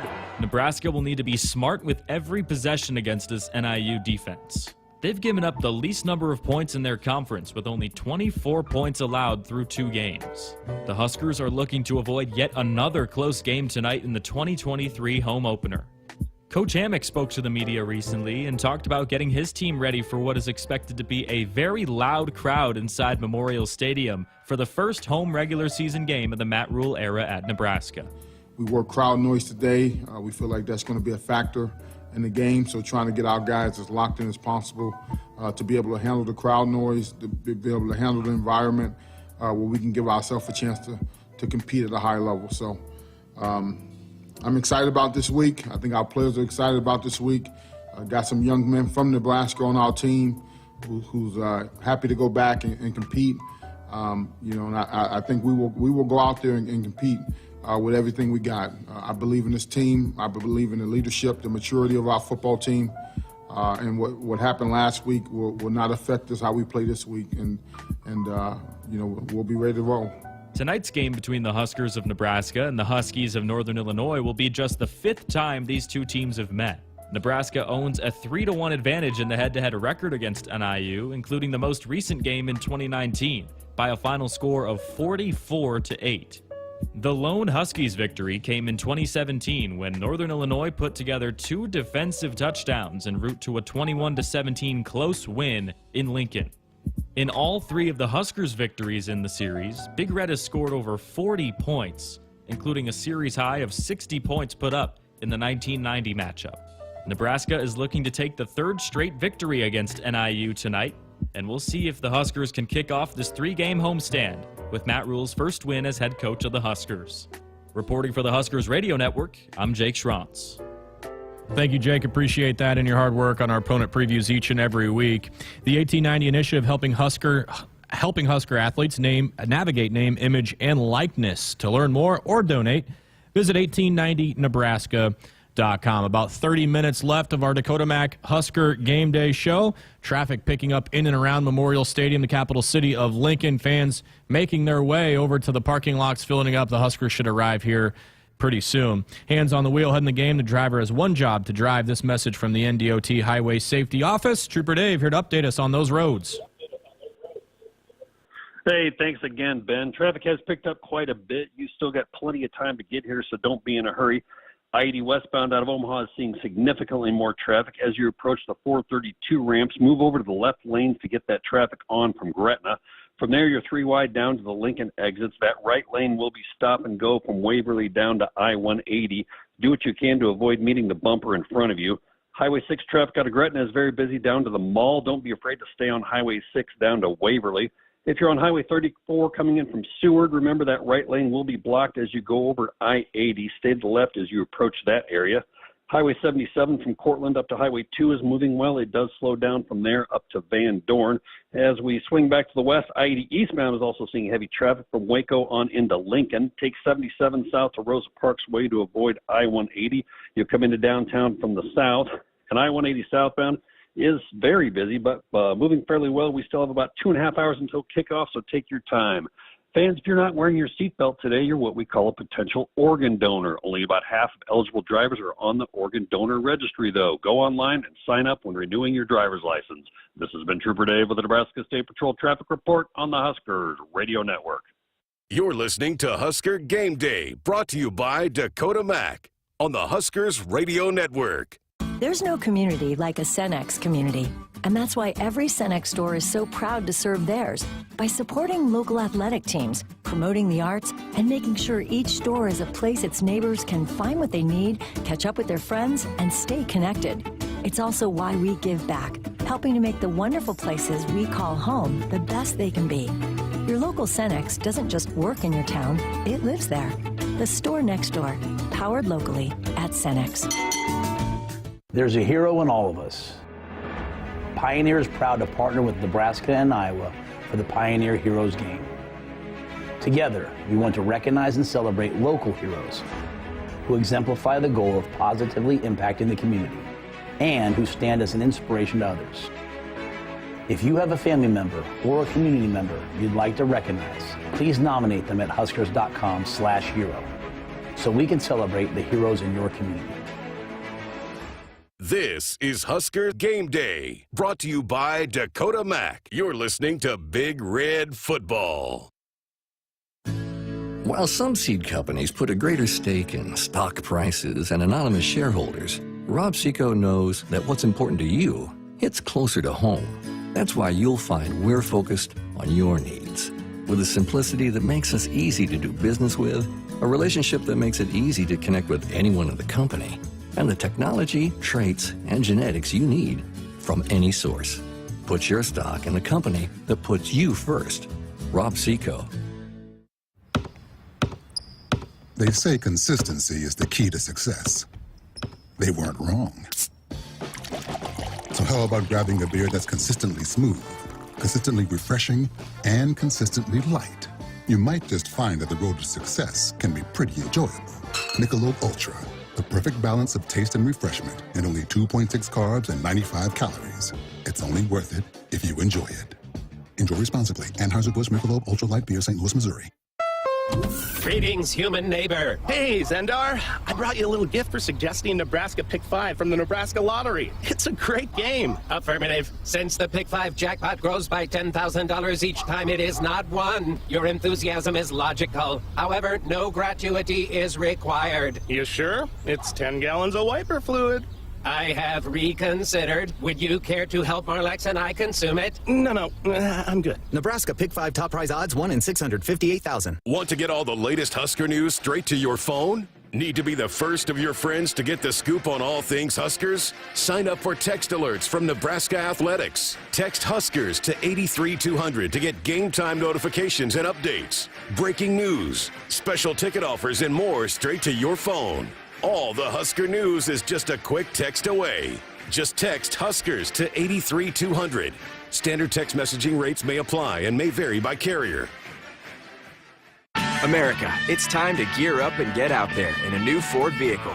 And it all starts at your local Ford dealer during the Discover Summer Sales Event. Choose from a great selection of trucks and SUVs equipped with the tech and comfort you need to discover your best summer ever. With a large inventory in stock, now is the best time to trade in, trade up, and discover summer with Ford. Now get 3.9% financing for 66 months plus up to $3,750 bonus cash on F-150 and F-150 Lightning. Only at your Midwest Ford dealers. Tired of worrying about what to make for dinner? Try Gary's Quick Steak. It's delicious, convenient, and easy to make in minutes as it cooks from frozen. It also has over 20 grams of protein per serving, is gluten-free, and is made with real beef and chicken. Enjoy sandwiches, enchiladas, stir-fry, quality sirloin, chicken, and corned beef ready in minutes. Simply sizzle, flip, and savor. I promise you, if you try it, you're absolutely going to love it. Visit our website to find a store near you. You're listening to Husker Game Day, brought to you by Dakota Mac on the Huskers Radio Network. The defending national champion Huskers come home with a bang. Hi, I'm Nate Rohr, and this is Good Times, presented by the 1890 Initiative. Nebraska returns to Memorial Stadium for its 2023 home opener after starting the season with 2 road games. The last time the Huskers opened with back-to-back road games was 1995. After hammering Oklahoma State in Stillwater and Michigan State in East Lansing by a combined 114-31, second-ranked Nebraska returned home to face Arizona State on September the 16th, 1995. After the opening kickoff by the Sun Devils went out of bounds, the Huskers took over on their own 35. It took all of one play for Nebraska to assert its dominance. Arizona State up there with a 4-man front. They're known to come with everything but the kitchen sink and leave themselves vulnerable to the big play with that kind of pressure. Tommy takes the snap. Here's the zone play. Clinton got a block by Matt Rebecca. 35, 20, 45, 50, 45, 40, 30. First play, then scrimmage. Touchdown! Touchdown! Touchdown! The 65-yard touchdown run by Clinton Childs began an avalanche of offense for the Huskers. It was 28-0 Nebraska less than 10 minutes into the game. Arizona State dented the scoreboard for the first time when Jake Plummer hit Keith Poole for a 2-yard touchdown with 3:38 to go in the first quarter. The Huskers took over at their own 20 and marched to the ASU 13 on 7 plays, 6 runs. In the final seconds of the first quarter, Nebraska called on its fullback to put the exclamation point on an explosive 15 minutes of football. First and 10, Nebraska, 13-yard line ASU, 3 seconds on the clock. Will end, you get a snap off. They do, and they give to the fullback. He's inside the 5. He's in there. Touchdown. Jeff Makovica on a trap right up the middle on the last second of the first quarter. The extra point pushed the lead to 35-7 through 1 quarter. Nebraska rolled up 304 yards of total offense with 5 different Huskers taking the ball into the end zone for touchdowns. Both teams scored 2 touchdowns after that, and the Huskers led 49-21 with 9:17 remaining in the second quarter. NU then went back on the attack. Tommy Frazier found Clester Johnson for 61 yards to take it to the Arizona State 13. The drive seemed to be sputtering when the next 2 plays lost a combined 14 yards. But just when their grip on the game seemed to be slipping some, the Huskers handed the ball to a freshman. And for the first time, The shotgun. On Green, one step beside Tommy to his left. 4 quick receivers, 2 to each side. Long snap coming up on 3rd and long. And it's to the up back inside the 25, the 20. It's from on Green inside the 15. It's Daniel. Score! Touchdown! Touchdown! Touchdown! Frazier tacked on a 3-yard touchdown run with 39 seconds to play in the second quarter to push the Nebraska advantage to 63-21 going to halftime. The 63 points in the first half by the Huskers were a school record, as were the 508 yards of total offense Nebraska piled up in the first 30 minutes. The second half was an afterthought as Nebraska cruised to a 77-21 victory. Both Childs and Amon Green rushed for over 100 yards, while Buster Johnson had over 100 receiving yards. The win was the 24th straight for the Huskers at home, was their 3rd en route to a 2nd straight national championship. Good Times is brought to you by the 1890 Initiative. You want to support Husker student athletes through name, image, and likeness? If so, visit 1890nebraska.com. I'm Nate Rohr, and this has been Good Times, presented by the 1890 Initiative. Welcome back into Husker Game Day. I'm Jessica Coody, and today is the annual Ag Day inside Memorial Stadium. Of course, agriculture is such an important thing across the state of Nebraska to this athletics department and to one of our favorite partners, and Acres, who actually sponsors our Huskers Radio Network Broadcast Center. And joining us on the show is Kevin Clark. Kevin, great to see you. It's been a while since you've been in studio. Great to see you as well, and thank you for having me. Well, Ag Day, I know this is always fun and exciting for you guys to be a part of. Yeah, it's one of my favorite days of the whole year. Not only do we get a Husker football game, but we get to celebrate agriculture in Nebraska as well. And obviously it's near and dear to my heart and, of course, to our organization as well. But it's a fantastic day. So farming has evolved into a very sophisticated business, especially with the new technology. Can you tell us a little bit about that and its impact? Sure. You know that farming is changing very dramatically with the advent of a lot of new technologies, particularly things like autonomous tractors where you won't even have a driver or a farmer in the cab. Secondarily, you see things such as artificial intelligence and the technology keeping up with things like See and Spray. John Deere came out with that a couple of years ago, and it greatly reduces the amount of chemicals you've got to put on the ground by using a series of cameras to take pictures of individual plants. And it's better for the environment, better for the farmers, and better for everybody involved. And so it's really neat to see that technology come out. Wow. Agriculture is obviously really important, as mentioned, across the state of Nebraska. How do you guys fit in with the overall view of that? So, you know, one of the things that we do is we partner with the university, especially the Department of Agronomy over there, and we do a variety of different test plots with them and test out different things. And that helps with a lot of research and development as well, not only for us, but for John Deere as well as the university and the students involved. So that's really important for us to make sure that we have that partnership and kind of plant the seeds for the future that way. You have a lot of partners, right, outside of the university as well. How is all that going? Yeah, so it's going very well that we partner up with a lot of people in our different communities, whether that's local farmers or whether that's local economic development people. We do a lot of capital investment right now in a lot of our locations. In fact, our newest location in David City, Nebraska just opened up. It's about 56,000 square feet in a state-of-the-art facility that we're super proud of. What kind of careers are available in agriculture and then also with you guys at Acres? You know, great question. So there's a huge wide open area of jobs, everything from a service technician, and we've got a great program where we bring young people in and teach them how to work on equipment and provide them a debt-free education and, of course, jobs at the end of that, all the way up to things like salespeople that sell tractors and combines. So we've got a wide array of jobs inside of Acres Equipment, but there's also a lot of jobs across the entire ag sector. And it's a huge opportunity for young people today. The future of farming and ranching, where do you see that going? You know, to me, it's well, obviously we talked about the technology, and that changes it a lot. But I think the opportunity to continue to feed the world and have Nebraska be a huge part of that is going to be something that we can really hang our hat on in the future. So whether it's the technology or the people involved in it, we're going to continue to increase yields, and I think it's going to be really important for the state. You know, we've heard our athletics director, Trev Alberts, talk about how important agriculture is, and he wanted to get the athletics department back involved with that. So that's why we brought in Ag Day. He changed the Hervey Husker that is more of an agriculture. What does that mean to you guys that are involved with that it is important to our athletics director and our athletics department? You know, and Trev has been such a huge impact in bringing agriculture and those ties back to the university. Not only what we do at the Department of Agronomy and the rest of the university, but I think making sure to tie the western part of the state back to the eastern part of the state. We have a lot of customers who are huge Nebraska fans, so that's been a big benefit for us to have that tie back to the most popular brand in the state. And I think the university, and Trev in particular, has done a fantastic job with that. And I think it means a lot not only to our customers and our employees, but I think to a lot of people in the state to tie that back together. You got a big group coming out here today? We do. We've got literally hundreds of people coming out, and we love hosting customers and friends and family and people from our communities where we have stores, and just have a great time at the Husker games. A year ago, we were talking about a new beer that was just hitting the shelf. So you got a year into it, and I'm sure it's pretty cool to see it at tailgates and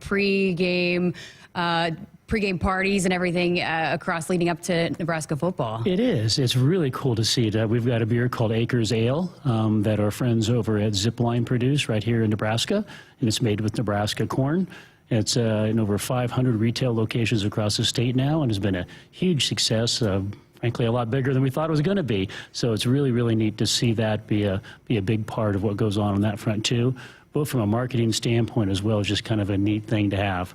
Well, Kevin Clark, appreciate your time and for all that you guys continue to do over there at Acres to support Husker athletics. Well, thank you very much, and great to be here today. All right, got to step aside for a break here on Husker Game Day. We're back with more coming up right after this. You're listening to Husker Game Day, brought to you by Dakota Mac on the Huskers Radio Network. Preparation. It's the key to success on game day. And like your favorite Huskers on the field, you need to be ready right from the opening kickoff. Cenex has your pregame routine covered. We've got your salty snacks, your sweet treats, ice-cold beverages to wash them down, and fresh tanks of propane to fire up the grill. Fuel your fandom at your local Cenex station. Husker Pride, powered locally. This is the sound of a Husker game day. This is the sound of the opposing quarterback getting sacked on game day. This is the sound of someone enjoying a Big Mac. And this is the sound of that same someone getting another Big Mac for free. All right! Because the Monday after the Huskers get a sack, Big Mac is buy one, get one free at McDonald's. To review, this is what happens on game day. This is what happens on Monday. This fan is really happy. All right! And this is what the lawyers made us say. A la carte only. Price and participation may vary, cannot be combined with any other offer or combo meal. They say consistency is the key to success. They weren't wrong. So how about grabbing a beer that's consistently smooth, consistently refreshing, and consistently light? You might just find that the road to success can be pretty enjoyable. Michelob Ultra, the perfect balance of taste and refreshment, and only 2.6 carbs and 95 calories. It's only worth it if you enjoy it. Enjoy responsibly. Anheuser-Busch Michelob Ultra Light Beer, St. Louis, Missouri. At CHI Health Clinic, we believe healthcare should be personal, because knowing your provider personally makes appointments more comfortable, more productive, and more meaningful to your overall health. Get matched with a primary care provider based on your personality and lifestyle using CHI Health Clinic's My Provider Match. Take the survey at myprovidermatch.com to find the right provider for you. Getting healthier starts by getting personal at CHI Health Clinic. This is Husker Game Day, brought to you by Dakota Mac. You're listening to Big Red Football. Nothing goes better with Husker sports than Fairbury. Fairbury premium quality hot dogs deliver the home game experience to your family and friends. The highest quality beef, pork, and natural spices give you the best tasting hot dog and your hometown favorite Big Red hot dog. Look for Fairbury hot dogs all year long at your local grocery store. Fairbury, the official hot dog of the Huskers and Nebraska fans everywhere. There's a hero in all of us. Pioneer is proud to partner with Nebraska and Iowa for the Pioneer Heroes Game. Together, we want to recognize and celebrate local heroes who exemplify the goal of positively impacting the community and who stand as an inspiration to others. If you have a family member or a community member you'd like to recognize, please nominate them at huskers.com/hero so we can celebrate the heroes in your community. Farming today is a combination of hard work, innovation, and partnerships to help keep us moving forward. Sap Brothers Petroleum has provided us with fuel, propane, and lubricants on the farm for many years. For over 52 years, Sap Brothers has been a reliable partner to thousands of farmers across our great state. We work hard to make sure our customers have the most reliable supply, provided in the safest manner and at the most competitive price. Trust Sap Brothers Petroleum to protect your equipment and keep your farm fueled. Sap Brothers is proud to be an official partner of Huskers Athletics and to serve Nebraska farmers and Husker fans across America's heartland.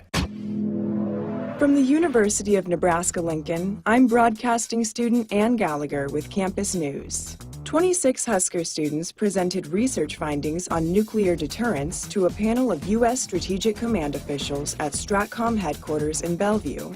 The student-led presentation was the culmination of a semester of STRATCOM-guided research and the latest in a years-long partnership between STRATCOM and the National Security Studies program at Nebraska.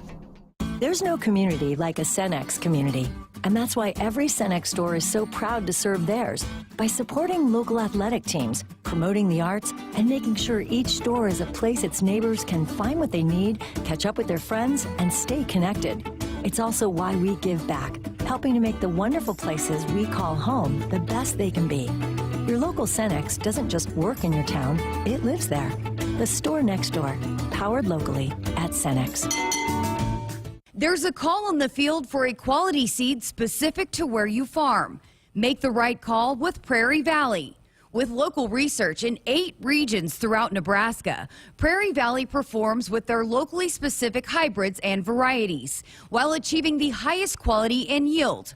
No matter where you farm in Nebraska, Prairie Valley has the seed for where you are. Find a local dealer and learn more about the seed for where you are at prairievalleyseeds.com. You're listening to Husker Game Day, brought to you by Dakota Mac on the Huskers Radio Network. This week's game changer is Gabe Irvin. Second and goal from the 7-yard line. Heinrich, long count, turns, gives it off to Gabe Irvin, left side. Gabe stiff arms a man, is in the end zone for a touchdown off the left edge. That's a gold star stiff arm by 22 to 5 Pater, and the White extends their lead to 12-0. 6', 220-pound running back. It's very rare that you have a guy that's 225 pounds and also runs 4.4. You know what I mean? And has lateral movement. So, I know he started as a freshman. I know he had that injury, but I can't imagine any better than that. So I've been impressed with him since the day we got here. From Buford, Georgia. In motion goes Washington. They hand it off to Gabe. Power block. He's got a seam. 15-20. Irvin explodes to the 25, to the 30, up to the 35-yard line. Gabe Irvin rumbling right up the middle. Tackled by Shiloh Sanders and a Marion Cooper, but a big game for Nebraska out to the 35. Today's game changer, Gabe Irvin, running back from Georgia. You really saw Gabe get going a few different drives against Colorado, and you really pick your poison with Nebraska's running back. I think DB in terms of importance. I think 1A, 1B, but for Gabe in particular, a guy who's fought through injuries to really, as I think you mentioned it perfectly, get lathered up and get comfortable and not look over his shoulder every time. He didn't do something the way that he was coached to do. What have your impressions of Gabe Irvin been through 2 weeks as the starter, and how he can impact the game today? He's definitely better with the more carries he has. He's not kind of the spot guy that maybe a guy like Ramir may be. He's a total rhythm runner, and I think as he was getting better throughout the course of the game, he was much more decisive with his cuts. I felt like he left a few yards out there in Boulder, but as he continues to get acclimated to a workload and a carrying capacity, I think we'll see him get much better throughout the course of a game, and certainly throughout the season if he can remain healthy. But Ramiro is a guy that may be my pick to click today. I think he's a guy that they want to get multiple touches to in a lot of different ways. So either way, however you skin it, I think the running back position will be critical tonight. I really liked seeing the little split zone they implemented. That really was a nice wrinkle to the running scheme, I should say. When you have different ways to create space for backs or different ways to at least show on tape of how you're going to approach a running game, as a coaching staff, what's the benefit of giving that variation? It's critical because a lot of times when you see just zone or duo, it kind of looks the same defensively, and you can kind of scheme it, especially when you're not getting quarterback run game out of it. It's hard to just hand the ball off in gun. So a variety, the more ways that you can get to your action, the better. And it forces you to kind of slow down because you're still getting some sort of downhill run game, and it makes those linebackers hold as opposed to getting that cross action or east to west action that linebackers can see sometimes on the inside. It looks a little more downhill, and it changes the way you want to fit. Yeah, we'll see what Coach Satterfield, how he wants to employ the running game today. Time now for the SOS Weather Impact, brought to you by SOS Heating and Cooling with fair prices, honest opinions, and longer warranties. They are Omaha's area's trustworthy company since 1950. Don't think the weather's going to have much of an impact at all, although we have been dodging raindrops as a lot of the country has been today, but we should be perfect for football here in Lincoln. And time now for our Prairie Valley keys to today's performance. Give me one or two things you got your eye on what Nebraska has to do well tonight. Well, I hate to go all cliche and talk turnovers, but it's obviously paramount. Yeah. But I want to look at it more from the defensive side of the ball. They got to get a few takeaways. They're starting to really feel pretty good about themselves. And so I think takeaways is the next step in their evolution outside of getting off the field on third down. So I can just envision Hales Bells playing a ton during tonight's game and the crowd going crazy with the defense. I'd like to see them get a few takeaways. And then the other thing for Nebraska is see if you can get over 70 snaps tonight as an offense. Now, that can come a couple of different ways. Sometimes it's from taking the ball away and you get more opportunities. It's also from converting third downs on offense, and it also may mean that you took better care of the football. See if Nebraska can get to 70 snaps tonight on offense. A couple of things we'll have our eye on here in this one. Keys to today's performance brought to you by Prairie Valley Seeds Grow Without Limits. DB, good stuff, man. We'll see you up in the booth. Appreciate you. Yeah, looking forward to it. Huskers and Huskies coming up at 6 o'clock. That'll wrap us up from the Dakota Mac Husker Game Day Show. Coming up next, to the voice of the Huskers, Greg Sharpe. Countdown to kickoff coming your way, and then headed to just shortly after a 6 o'clock kick between Nebraska and Northern Illinois. My thanks to Cole Hartman for producing this one. That's it for Game Day. Countdown to kickoff coming up next.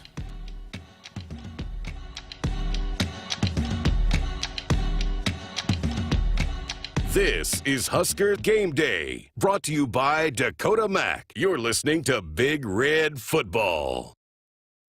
Blue Cross and Blue Shield of Nebraska exists to be there with you. They are rooting for the schools and teachers who make our communities great. That's why Blue Cross and Blue Shield of Nebraska is proud to sponsor Touchdowns for Teachers and ask Husker fans to nominate outstanding educators who help Nebraska students reach their potential. If there's a teacher you want to recognize for the impact they've made in your community, find a nomination form at huskers.com/touchdownsforteachers. At CHI Health Clinic, we believe healthcare should be personal because knowing your provider personally makes appointments more comfortable, more productive, and more meaningful to your overall health. Get matched with a primary care provider based on your personality and lifestyle using CHI Health Clinic's My Provider Match. Take the survey at myprovidermatch.com to find the right provider for you. Getting healthier starts by getting personal at CHI Health Clinic. Is your garbage disposal not disposing? You had one job. Drains backing up can cause a horrible smell in a home, damaged pipes, and so much more.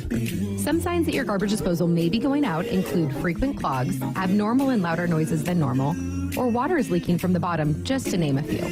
John Henry's is here to take care of all the pipes and drains in your home. Call today. 435-5555. John Henry's Plumbing. Heating and